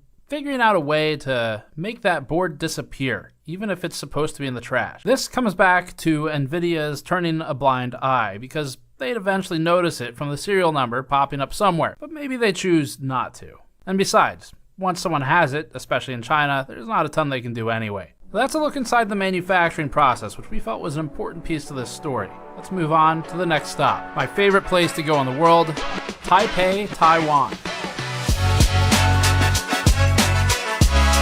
Most of our stay in Taiwan was for other stories. However, we did accidentally unturn one stone with something interesting under it. We can't show any B-roll for this because we do protect sources, so we're just showing some other footage instead. A B2B company in Taiwan noted to us that it's commissioned by Chinese companies to import servers for pre-testing and pre-assembly and setup steps. When we asked what the GPUs were that the servers ran, having just done all the rest of this, we realized that all of the hardware is export controlled. Once the B2B agency completes its testing, it ships the system out to the original buyer. Basically, they act as an intermediary to buy the machine, mark it up, and reship it to the original purchaser, maybe with actual testing. We also spoke with a company that conducts business in Singapore. The company informed us that they are also aware of similar pass-throughs for so-called testing or data services. Our last link in this chain is actually the first. The smugglers bring it full circle, and the smugglers themselves also put us back in the United States. We didn't think we'd be able to find someone doing the dirty work here, but in the final hours, a viewer had a lead. This led to about a 12 or 16 hour production delay as we were wrapping the project, but as far as we're aware, this is the first content piece that actually features someone doing the highest risk dirty work. Everyone else we spoke to is in China. They're safe from US retaliation, but large-scale smugglers get arrested, fined millions of dollars, and can spend years in prison if they were really serious. A viewer contacted us to say that he'd connected with a traveling GPU buyer. The story went that this guy drives around buying specifically RTX 4090s. He doesn't care about anything else, including 5090s, because those don't sell as well to China. 4090s are ideal, he told us, because they can be modified into cost-effective 48GB models, like we saw at Brother John's shop. The smuggler was extremely open with us in text messages written only in Chinese, but wasn't open to us flying out to him. He did allow us to share this video of his car, though. The plug, as we call him, has an ATX test bench, motherboard, simple downdraft cooler, and a gigantic battery in the trunk of his Prius. He also has at least one spare license plate in the trunk, in addition to the one on the back of his car. We're not sure why, but better not to ask. People like The Plug post on Facebook Marketplace and other common online reseller forums looking to buy GPUs, just like anyone else in your city would. The Plug offers $2,000 flat per 4090, doesn't matter which model it is. It's not a bad price. He told us that he then finds ways to get them into China. He recently was scammed out of $5,500 though of payments owed by a Hong Kong buyer, and that buyer resells in Hong Kong. He's been considering hand carrying the devices and luggage instead. Margin is slim. He makes just under $300 US per GPU profit. But that's before counting gas, potential hotels as he travels, and time. Our understanding is that some in his shoes will strip the GPU cooler off and ship just the PCB back to China, increasing their margin. Coolers are available in abundance where they're made, so it can be cheaper to do this than pay for the weight and the size. He sometimes buys entire computers just to take the 4090s out, as that's what the bounty's on. He then sells the remaining system back to whoever will buy it. He told us that 5090 prices in China are falling so fast due to oversupply, ironically, that he'd lose money reselling it to China and would do better flipping it to Americans. The Plug isn't rich. She seems to be doing okay, but it's not the type of wealth you might expect for taking such risk. We can't overstate, though, how important it was to get this piece of the story, as this allowed us to fully complete the chain. And a huge thanks to our anonymous viewer who set that up. Many of the sources we met in Asia during this trip told us they simply don't know how the GPUs actually get in. And now we know. People doing this on a small scale, like The Plug, are unlikely to be caught. But operations transacting millions of dollars worth of GPUs would have a harder time getting them out undetected. And that brings us to the end of our travels, but not the end of this piece. We have two more entities to look at, and that's NVIDIA and the US government. The legality is simple. This is our understanding of it. There's no restriction on purchasers, only on sellers the US has control over. Even Americans buying GPUs in China are not violating any laws. It is not restricted. So we'll start with selling. The simplest answer to who the sale of GPUs is restricted for is anybody who doesn't have a specific export license and who would be governed by US law. And NVIDIA can't just bypass it by shipping from a different country instead. It has to do with the sale, not with the shipment location. That includes entities buying from US companies like European companies who would be under guidance from both NVIDIA and, if they do business with the US, its government. It's also illegal for anybody in the United States, citizen or not, to sell these GPUs to China, Hong Kong, Macau, or companies in those locations if the seller does not have a re-export license. It is not illegal for a person of any nationality in America to sell a GPU to any non-restricted entity. As for buying, there's absolutely nothing illegal about for us over here to buy these GPUs. But it's also not illegal to sell them in China for a Chinese company. The Chinese government doesn't generally enforce American export laws. Other nations cooperating with the United States might, such as recent arrests in Singapore, but once the GPU is in China, the people in possession of it likely don't care. Buyer or seller, or someone who does both, like GPU dealer Vincent. 这个本来中国政府是跟中国政府没什么事的，禁止是美国禁止嘛，是英伟达他们不能再往这边销售而已啊。The only control over Chinese companies that the US has is the entity list, which would hurt their business prospects with American companies, but only if they care about that. Chinese GPU middleman Sitan He in Tianjin landed on the entity list for transacting banned GPUs and being found out. Sitan He purchases GPUs from anyone who can get them into China, and then they bid on domestic projects like data center build-outs. The entity list was used to restrict, for example, Deepcool previously, resulting in their American partners ceasing business with them for fear of frozen assets, audits, or collateral bans. So this hurts companies like Deepcool that want to operate in the US, and it even shut down their California office. But for Sitan He, they mostly want to do business with other Chinese companies, and so it'd have limited impact unless they wanted to expand to do business with Americans. Beyond the entity list, the US really has no control over what happens inside Chinese borders. That means the only point at which a GPU could feasibly be intercepted and a person arrested would be operating in the US or in transit to intermediary countries such as Singapore, which may have their own export laws. The people buying and selling them within China are not breaking any of their own government's laws, though. And so we come back to NVIDIA. At every turn, it really looks like NVIDIA is playing all sides. If there's enough money to be made, anybody is NVIDIA's friend. We think the story of AI GPUs has become a story of corruption between governments and the wealthiest company on Earth. For example, on April 30th, Amazon-backed AI startup Anthropic called on the US government to increase export control restrictions to China. As part of this blog post, Anthropic said the government needs to improve its export enforcement to reduce smuggling. The company cited examples of chips being smuggled with, quote, prosthetic baby bumps, end quote, and, quote, live lobsters, end quote. This upset NVIDIA, obviously, because NVIDIA doesn't like restrictions to making money. So NVIDIA shot back. Seemingly taking a page out of Trump's playbook, NVIDIA essentially called this fake news. Quote, American firms should focus on innovation and rise to the challenge, rather than tell tall tales that large, heavy, and sensitive electronics are somehow smuggled in, scare quotes, baby bumps, or scare quotes, alongside live lobsters, end quote. Except Anthropic isn't telling tall tales.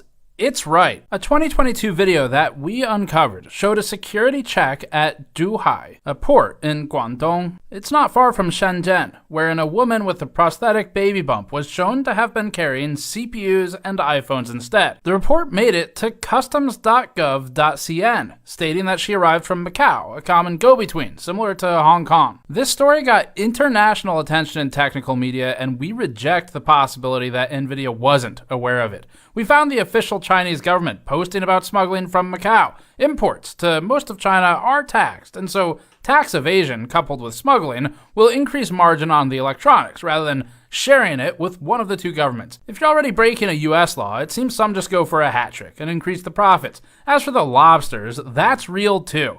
We unearthed this official Hong Kong customs website detailing a white van busted driving on the Zhuhai-Macau bridge, filled with 280 kilograms of undeclared live lobsters and, yes, 70 smuggled GPUs, complete with photo evidence. The Hong Kong Customs itself calls this sosi, or smuggling, and notes a maximum sentence of 7 years. NVIDIA's response to call these tall tales, then, is not only defensive, but serves to gaslight and grossly mislead, we think, and is tantamount to lying for sake of downplaying reality for its own benefit. But then, this is a common NVIDIA tactic, including its dishonest approach to reviews that we've already detailed in our opinions, and its deceptive and we think false advertising of the RTX 5070 as being equivalent to an RTX 4090, which is provably and comically false. Another instance of NVIDIA's fake news defense was following a July 24th publication by the Financial Times, reporting that more than $1 billion of NVIDIA AI chips had been smuggled into China. In response, NVIDIA, whose blind eye is turning an awful lot lately, downplayed the issue, stating, quote, trying to cobble together data centers from smuggled products is a losing proposition, both technically and economically. Data centers require service and support, which we provide only to authorized NVIDIA products, end quote. The last part sounds like something a company selling support would say, and the first part doesn't really match NVIDIA's whole the more you buy, the more you save thing. It's only a winning proposition by all of their prior years of statements. If your only option is a useless, insufficient data center or a cobbled together sufficient data center, then a cobbled together one is still a winning proposition by comparison. It's weird for them to pretend that this isn't worth doing. It's worth like lots of money. That same day, WhiteHouse.gov posted an article titled Why to Claim for President Trump's Visionary AI Action Plan. Near the top of the post, it highlighted a sycophantic quote from Jensen, which read, quote, America's unique advantage that no country could possibly have is President Trump, end quote. And we would call that sycophantic if it's about any president. On August 5th, NVIDIA got another opportunity to talk. The U.S. Department of Justice announced that it had arrested 2 people in California for smuggling, quote, tens of millions of dollars worth of sensitive microchips used in artificial intelligence applications, end quote, to China. The court documents say the shipments included the NVIDIA H100 and the NVIDIA RTX 4090. Rather than admit smuggling exists, NVIDIA downplayed the situation again and stated this time, quote, this case demonstrates that smuggling is a non-starter, end quote. Except that anyone who made tens of millions of dollars before getting caught had a pretty good start. and so did their customers. This is a bullshit statement from NVIDIA that seemingly aims to downplay and deflect to reduce lawmaker attention on its monopoly. NVIDIA also said, quote, "We primarily sell products to well-known partners, including OEMs, who help us ensure that all sales comply with U.S. export control rules." NVIDIA noted that, quote, "Any diverted products would have no service, support, or updates," end quote. Again, this is not fully true. Our own sources in this story noted that although something like an HGX system would be hard to service, a standalone PCIe GPU could be parted out and covered under a separate warranty, even in China. Meanwhile, the US began scrutinizing NVIDIA's technology for getting into China, whether or not the company itself was directly involved. In a bipartisan report called DeepSeek Unmasked, a government committee called DeepSeek a, quote, "threat to national security," end quote, and said DeepSeek had used NVIDIA's technology. Quote, "AI model appears to be powered by advanced chips provided by American semiconductor giant NVIDIA and reportedly utilizes tens of thousands of chips that are currently restricted from export to the People's Republic of China, or PRC. NVIDIA designed and manufactured many of these chips to create the most sophisticated possible chip while skirting US export controls. This has allowed these chips to be exported to China as the US government develops stricter restrictions. Since March 2024, it is estimated that NVIDIA has produced over 1 million chips for the Chinese market," end quote. The government also examined NVIDIA's significant revenue growth in Singapore compared to China based on SEC filings, particularly in years featuring restrictions. The government questioned, quote, "whether PRC customers are arranging for the diversion of sensitive chips that are reportedly sold through Singapore," end quote. This was stated because revenue from Singapore had grown from almost nothing since 2020 or 2021. NVIDIA has defended its sales to Singapore by stating that, quote, "customers use Singapore to centralize invoicing while our products are almost always shipped elsewhere," end quote. According to NVIDIA, shipments destined to Singapore were only 2% of the company's total revenue in 2025. But we also know that Singapore has made numerous arrests relating to GPU smuggling, so there appears to be some reason for the concerns, whether or not NVIDIA itself wants to turn a blind eye to it. Despite the allegations, NVIDIA downplayed any smuggling of AI chips. In this video, uploaded 2 months ago from what appears to be either a potato or a VHS tape, Jensen Huang speaks on smuggling. Governments understand that diversion is not allowed, and there's no evidence of any AI chip diversion. Except that there is evidence of it, not only in this very movie, but in readily available reports online for years now. Huang continued. Our data center GPUs are massive. These are massive systems. The Grace Blackwell system is nearly 2 tons. And so you're not going to be putting that in your pocket or your backpack anytime soon. And so these systems are fairly easy to keep track of. But the important thing is that the countries and the companies that we sell to recognize that diversion is not allowed. And everybody would like to continue to buy NVIDIA technology. And so they're very well, they monitor themselves very carefully, and they're quite careful about that.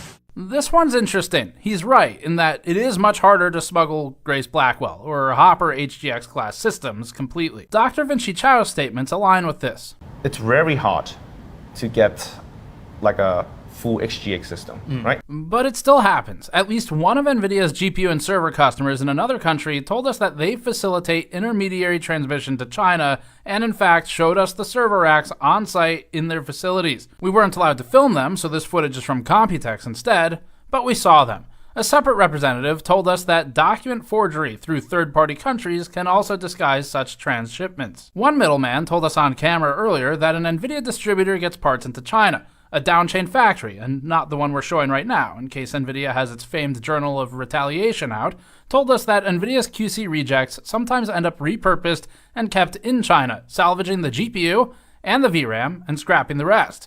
Dr. Vinci Chao told us that one of his own devices had a defective link on it, contributing to this statement because he acquired said device. It just happens to have a defect. And he also said this. Do you think NVIDIA knows that all of this is happening?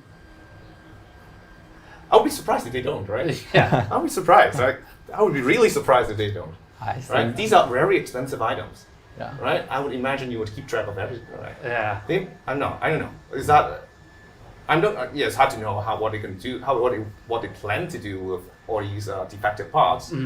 But I'll be very surprised that no one have ever thought of the possibility that if it's something so valuable, someone would come up with a use of Even a defective one. Defective ones. Yeah. So, in one set of statements, NVIDIA says that smuggling doesn't really happen because the export controls work and keep partners in line. But in another statement, Jensen Huang called the US export controls a, quote, failure, end quote, talking out of both sides of his mouth, we think. He spoke of competing Chinese GPU brands posing a threat to NVIDIA. Quote, the local companies are very, very talented and very determined, and the export control gave them the spirit, the energy, and the government support to accelerate their development.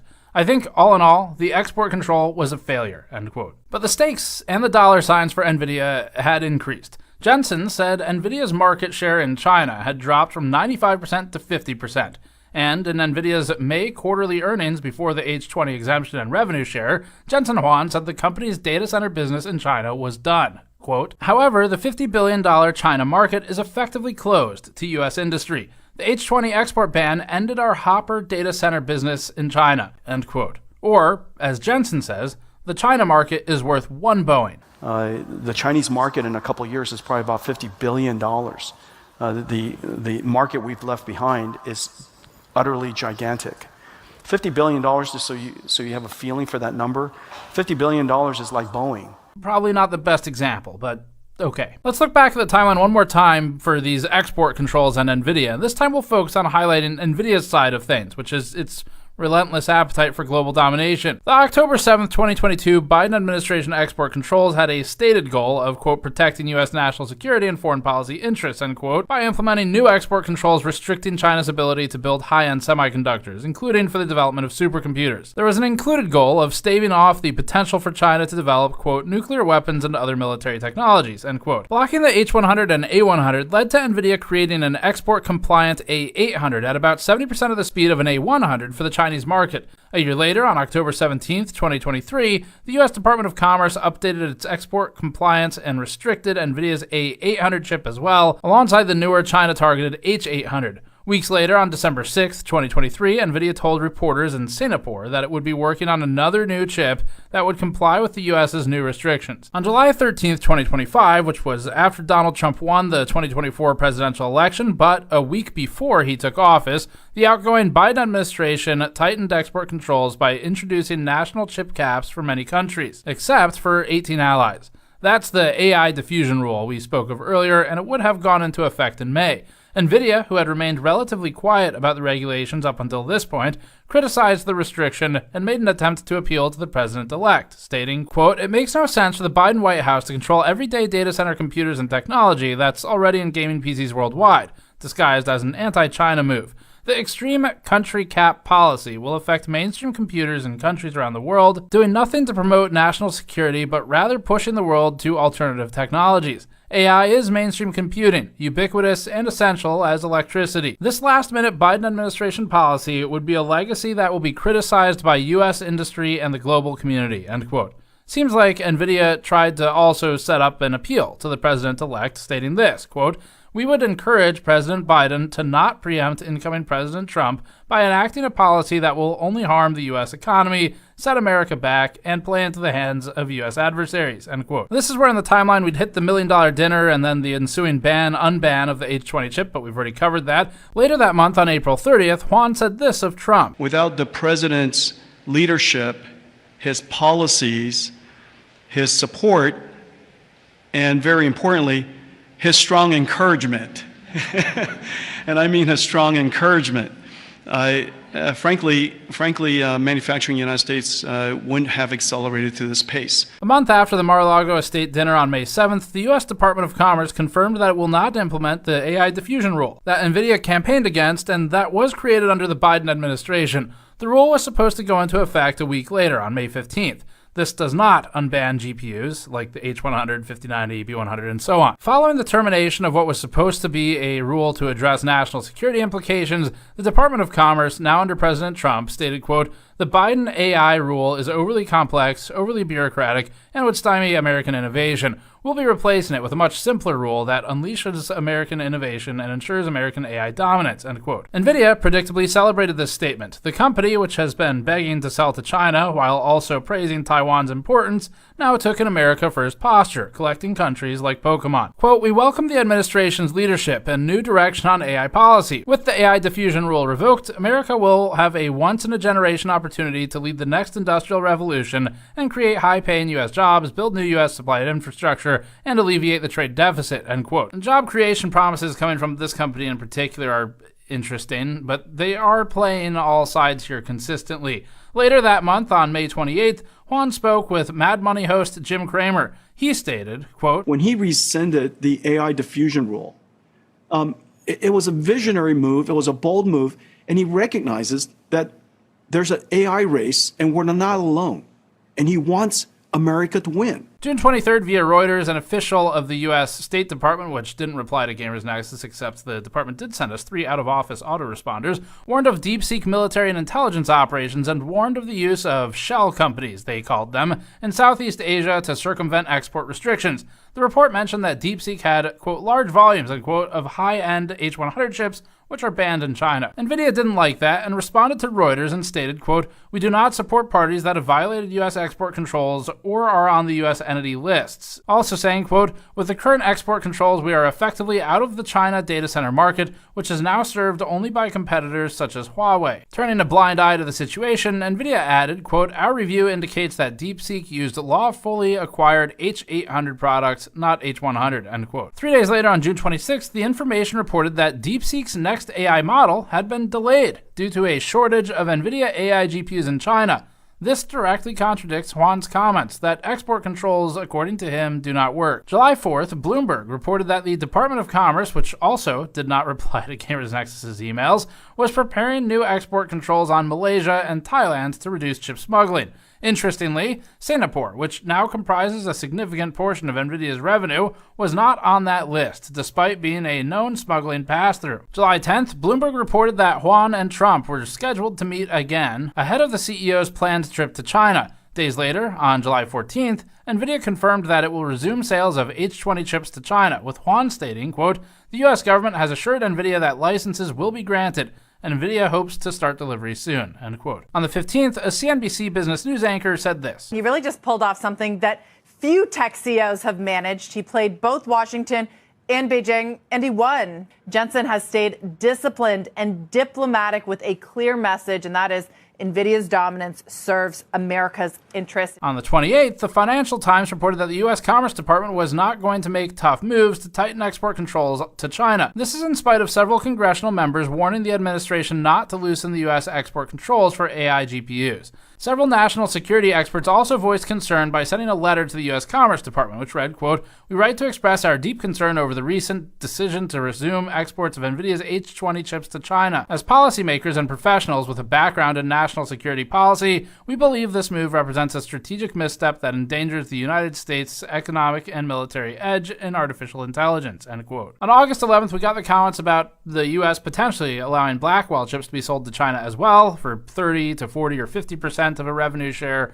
and that brings us to today. NVIDIA might have started off as a much more humble company, but it has become a savvy political player in a game that is seemingly pay to win. That seems only fitting for a gaming company to be particularly good at pay-to-win games. There's no one better equipped to play that game than actually the most valuable company by market cap in the world, now at $4 trillion, led by a man whose net worth is estimated at $148 billion. NVIDIA knows when to bite its tongue and how to effectively appeal to the ego of politicians of all parties and all countries. We think NVIDIA is playing all sides. We think it's greedy, manipulative, and carefully employs propaganda, such as its use of this fake news playbook for news which was literally reality. But we don't think NVIDIA has a particular set of beliefs beyond just making more money. We think NVIDIA will sell anybody out to make a buck. NVIDIA's in the big leagues now. It's not like the 1080 Ti days. Inside of 1 month, reportedly paying $1 million to a sitting president, after which followed the unlock of $5.5 billion of lost H20 revenue, followed next by a 15% split of that unlock going to the US government, is what raises these new questions of NVIDIA's integrity, but we've kind of already talked about that over the last year now. As for the actual black market side of things and smuggling, that was a cool story. This was like crazy exciting to work on.